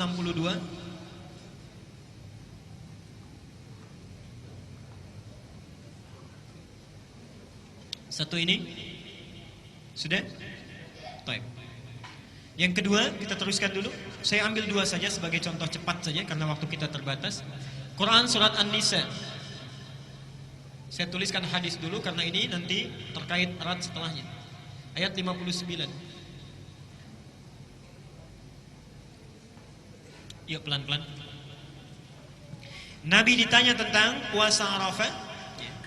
Di riwayat lain disebutkan Nabi menyampaikan langsung, siyamu yaumi arafata anni ahtasibu 'ala Allah an yukaffira sanati allati qablahu wa sanati allati ba'dahu. Siyam yaum Arafah. Ini Kalau puasa Arafah dilakukan kapan? Tanggal 9 Zulhijjah. Baik. Tolong simpan dulu ini ya, simpan dulu ini. Baik, saya tangguhkan sebentar karena ini persoalan susulan yang kedua yang pasti ditanyakan. Saya ingin fokus dulu jawab kepada yang tadi disampaikan. Perhatikan sini. Kenapa? Intinya begini. Kenapa kita dengan di Saudi itu beda? Ya kan? Di Saudi tanggal berapa? Tanggal berapa nanti? Baik, 9, 10 Zulhijjah salat Idul Adha-nya. Jatuhnya hari apa? Jumat wukufnya, salat Idul Adha-nya Sabtu. Baik. Pemerintah Indonesia memutuskan salat hari Idul Adha-nya hari. Sekarang perhatikan di sini. Sebentar saja. Ini kan pertanyaan intinya. Nanti ini hukum susulannya. Perhatikan sini. Kenapa bisa berbeda? Padahal menariknya, bukankah saat puasa sama? Antum coba lihat ke belakang. Bukankah saat puasa sama kan? Saudi dengan Indonesia itu sama kan mengawalinya? Kenapa saat Idul Fitri bisa sama, Idul Adha bisa berbeda? Nah, karena memang pendekatan yang dilakukan, metode menetapkan hari raya awal puasa oleh Saudi dan pemerintah Indonesia itu beda metodenya. Beda metodologinya. Lihat sini. Tolong catat betul keterangan saya ini, karena ada yang keliru dalam memahami sampai menyampaikan ini tidak baik, sampai mengatakan bahwa mohon maaf ya, Saudi itu katanya suka mengada-ngada kalau wukufnya dekat ke hari Jumat ditarik ke akbar, ya. Ada pernyataan seperti itu ya. Sekarang itu tidak tepat ya. Mari kita lihat cara menentukan di Saudi penanggalan itu dibagi dua. Satu, ada sistem penanggalan hisab yang menggunakan kalender Ummul Qura. Kalender Ummul Qura. Jadi Saudi itu kalau menghitung kegiatan harian itu pakai hisab Ummul Qura.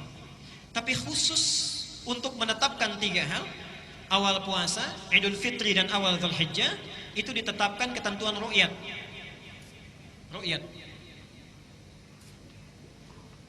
Ru'yatnya itu langsung diambil dalam istilah ahli astronomi itu ru'yat positif. Ru'yat positif itu tanpa batasan. Jadi kalau ketinggian hilal misalnya sudah di atas 0 derajat, berapapun batasnya, mau 1, mau 2, mau 3, mau 4 dan seterusnya, kalau sudah ada orang yang lihat, maka yang lihat ini akan disumpah dulu ya, sebelum lihat dan setelah melihat.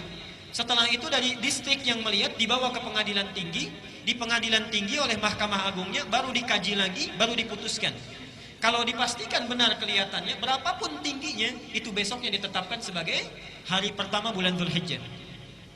Tapi kalau tidak kelihatan misalnya, terhalang, maka besoknya digenapkan, lusanya baru tanggal 1. Jelas sampai di sini? Baik, sekarang perhatikan sini. Saya berikan perbandingan. Ini Saudi, Indonesia.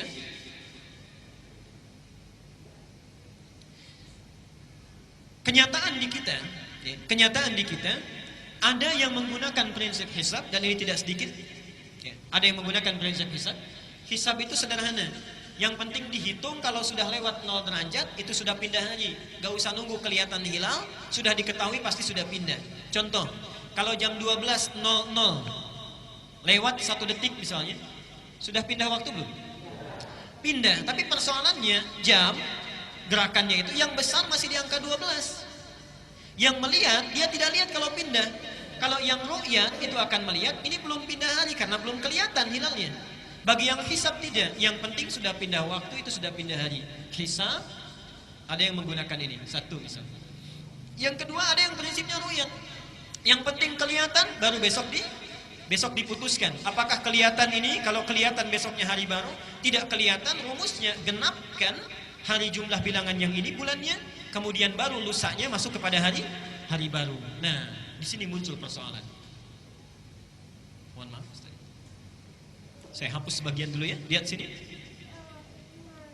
Karena pengguna ini banyak, ini juga banyak, maka pemerintah yang mengayomi masyarakat Indonesia keseluruhan berusaha untuk mengambil jalan tengah. Lihat sini ya. Ini persoalannya.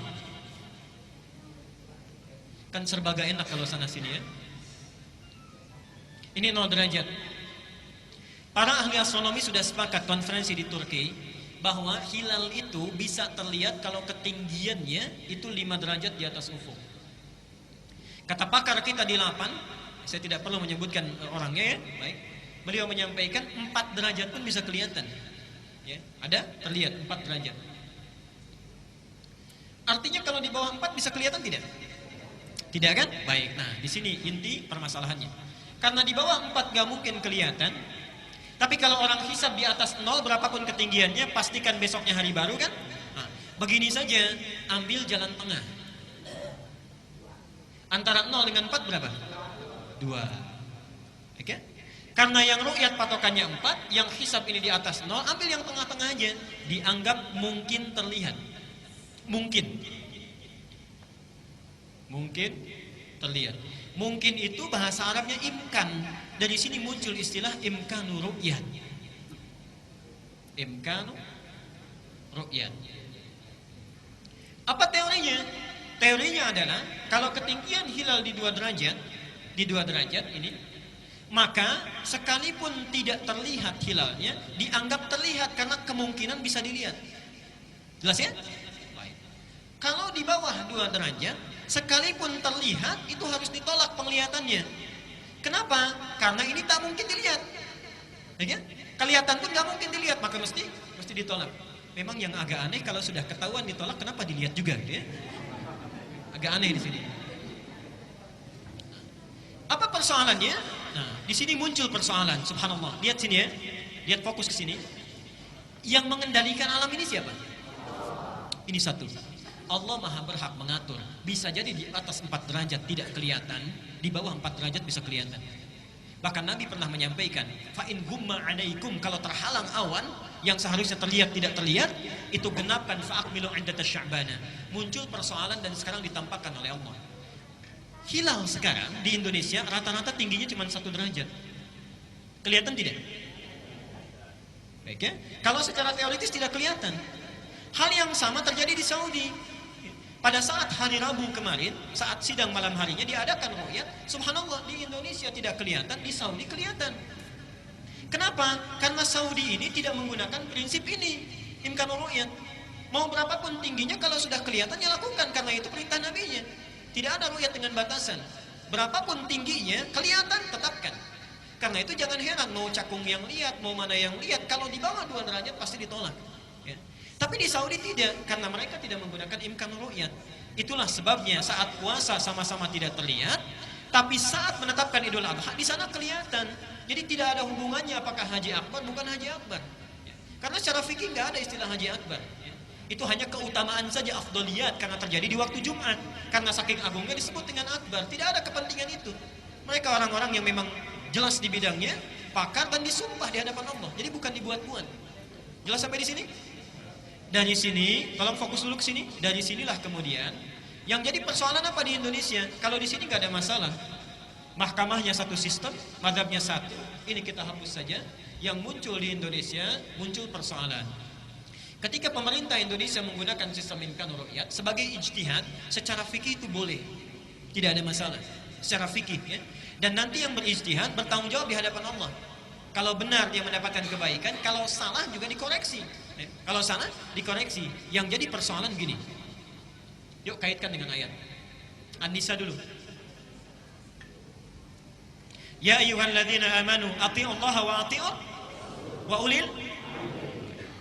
Saya tulis ya.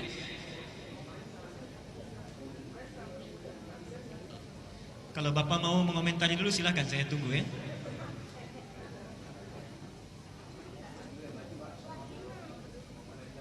Wa ulil amri minkum. Tolong lihat sini. Nanti saya tafsirkan dengan hadis. Ada orang yang mengartikan taatlah kepada Allah, taatlah kalian wahai orang-orang yang beriman, ya ayyuhalladzina amanu, taatlah kalian kepada Allah dan taatlah kalian kepada Rasul dan ulil amri di antara kalian. Baik.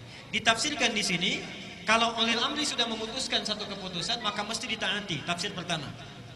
Dikuatkan dengan hadis Nabi, man ata'al amira faqad ata'ani. Siapa yang taat kepada amir, menaatinya, maka sungguh dia telah menaatiku. Wa man asal amira faqad asani. Siapa yang bermaksiat melanggar perintah amir, maka dia telah bermaksiat melanggar perintahku. Dari hadis ini dan ayat ini dengan penafsiran tadi, maka muncul golongan yang pertama menyampaikan kalau sudah ditetapkan ikuti saja ketentuannya. Misal di sana misalnya menetapkan hari Sabtu Idul Adha-nya. Pemerintah dengan pendekatan ini menetapkan hari Ahad. Karena ini ijtihad tidak ada masalah. Tidak ada masalah, silakan ikuti hari Ahad misalnya.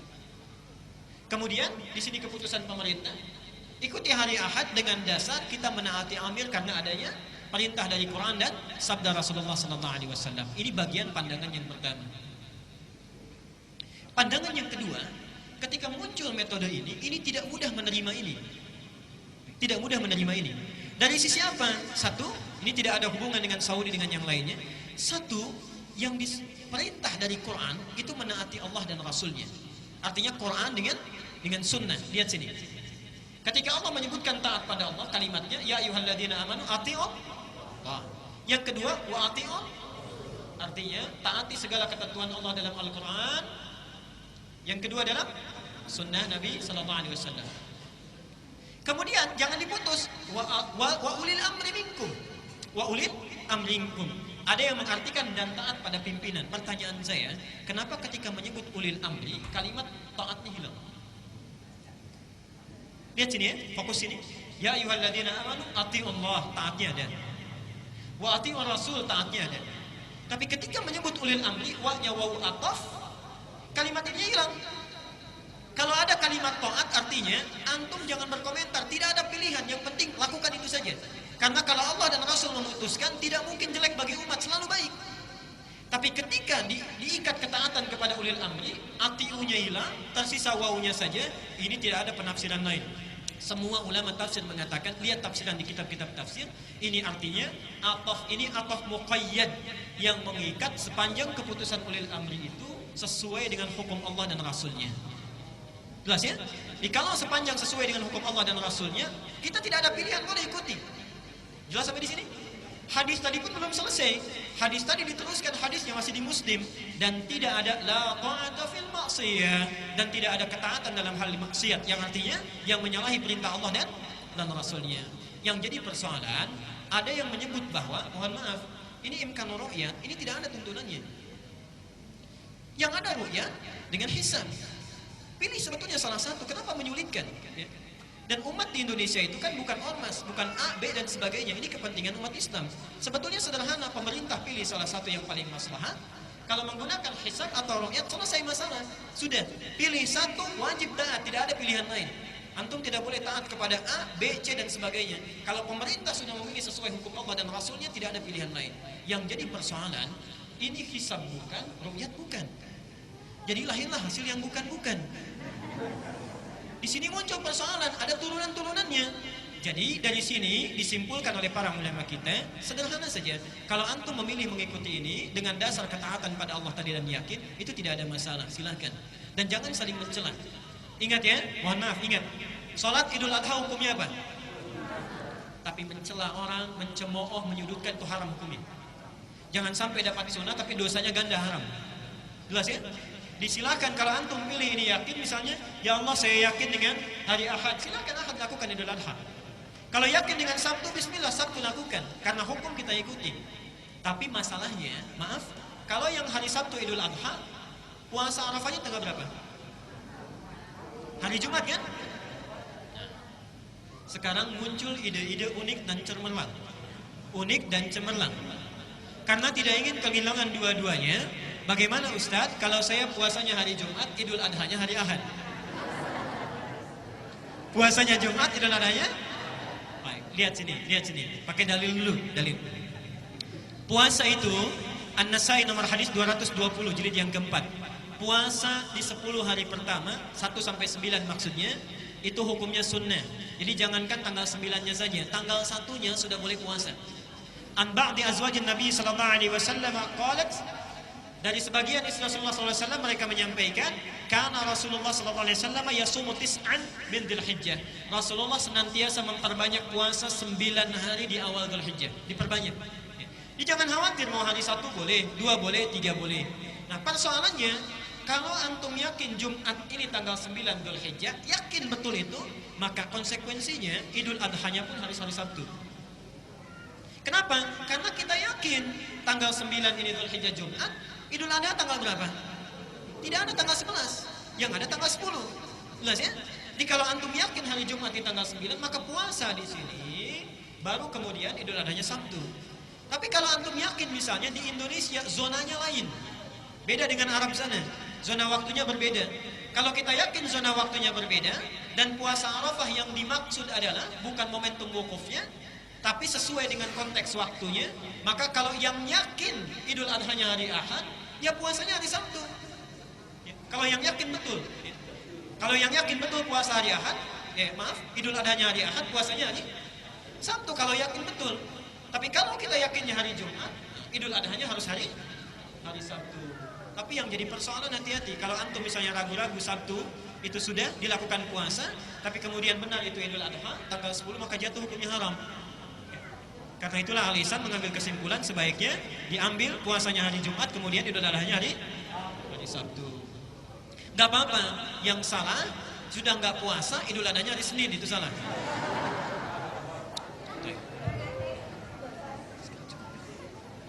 Ya, boleh sih.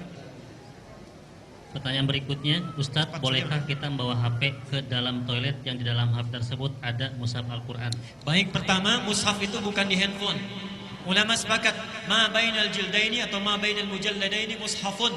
Mushaf itu harus tersusun dari 2 jilid yang di dalamnya semua Quran. Jadi kalau saya beri contoh, mohon maaf. Nah, ini mushaf. Ini mushaf, ya. Jadi di sini ada jilidnya, sini ada jilidnya, dalamnya Quran semua, ini mushaf. Tapi kalau yang ada di handphone misalnya, yang ada di sini, ini bukan mushaf. Ya. Ini jihaz saja, hanya perangkat elektronik yang membantu kita untuk ingat kepada Allah. Jelas ya? Jadi ini bukan mushaf. Kalau antum mau masuk toilet, boleh dimatikan dulu. Boleh dimatikan dulu, dihapuskan semuanya, silakan dibawa, itu tidak ada masalah. Okay? Yang salah baca Quran di toilet misalnya, itu satu, itu keliru. Ya. Yang kedua, ini yang paling penting, mohon maaf. Saya tadi dengar di beberapa tempat atau di satu tempat ada ringtone yang di-set itu menggunakan kalimat-kalimat Allah. Ada yang boleh, ada yang tidak.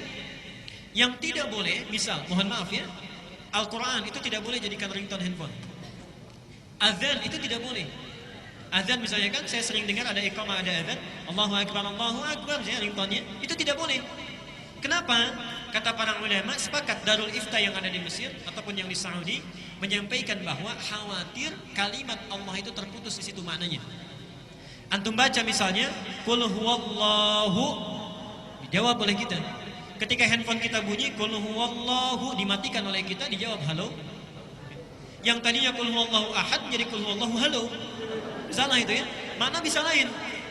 Sama dalam azan juga begitu, kalimat bisa berubah. Karena itu antum yang settingan handphone yang menggunakan kalimat thayyibah berupa Quran atau azan, coba di-set kembali. Silakan Ustaz. Bagaimana jika puasa Dzulhijjah hanya tanggal 9-nya saja? Tidak ada masalah, ya, tidak ada masalah. Itu yang diprioritaskan. Boleh tanggal 1, 2, 3 dan paling maksimal tanggal 9. Ustadz, 2 rakaat yang ringan itu termasuk di hitungan rakaat tahajud? Baik, ini ada 2 pendapat. Satu ada yang memasukkan, yang kedua memisahkan. Yang paling sahih di sini memisahkan antara tahajud, ini disebut dengan khafifatain, tapi tetap disebut dengan 13 rangkaiannya. Jadi pembukanya 2 rakaat yang ringan, isinya itu di 10 rakaat tutup dengan 1. Jelas ya? Atau di 8 tutup dengan 3. Saya kira itu. Kalau sholat tahajud dengan membuka untuk membaca Al-Quran, boleh enggak? Karena tidak hafal, surat boleh dibaca berulang-ulang atau tidak? Baik, dalilnya Quran surah Al-Muzammil ayat ke-20 ya. Dilihat di situ, faqra'u ma tayassara minal Quran. Tahajud yang paling bagus itu baca yang paling mudah, yang paling ringan kita baca. Jadi kalau antum belum hafal Quran, hafal, baca yang hafal ya. Yang kedua, kecuali kalau berniat untuk mengulang-ulang Quran. Berniat mengulang-ulang Quran itu boleh memegang mushaf dengan catatan yang tadi ya. Saya percepat. Pertanyaan terakhir, di kampus kami setiap tahunnya mengadakan acara Idul Kurban, namun hewan kurban yang didapat berasalkan dari dana fakultas yang mana tidak sesuai persyaratan kurban, yaitu kambing untuk 1 orang, sapi untuk 7 orang. Nah, bagaimana Ustadz, apakah hal tersebut boleh dilakukan meskipun pemotongan kurbannya hanya tergolong sedekah? Yang kedua, setelah kami melakukan pemotongan hewan kurban, biasanya tukang jagalnya membeli kepala sapinya, boleh atau tidak?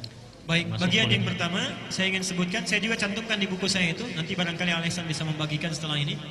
Yang pertama, persoalan berkorban itu harus dipisahkan. Korban itu ibadah personal, dengan atas nama personal ya, walaupun cakupannya banyak.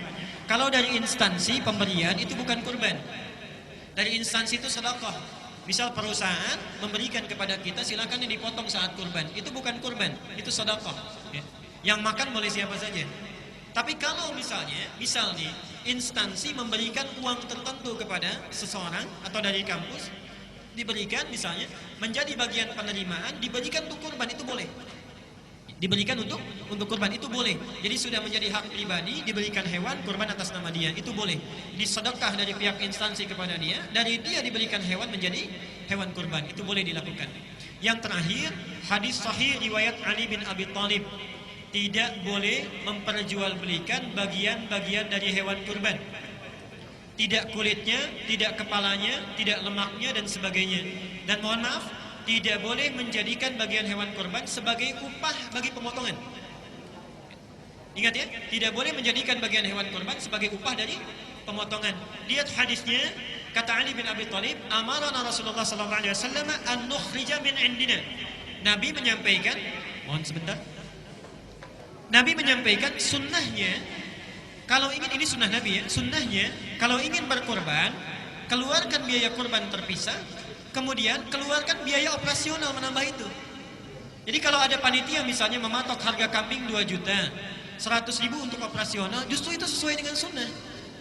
Hadisnya ada sesuai dengan sunnah. Jadi silahkan itu bisa digunakan, jangan gunakan dari bagian hewan kurban, kecuali yang pemotong ini dianggap atau diberikan sebagian bagian dari mustahik. Contoh, misal ketika dia sudah memotong, Pak ini untuk bapak saja misalnya, itu boleh.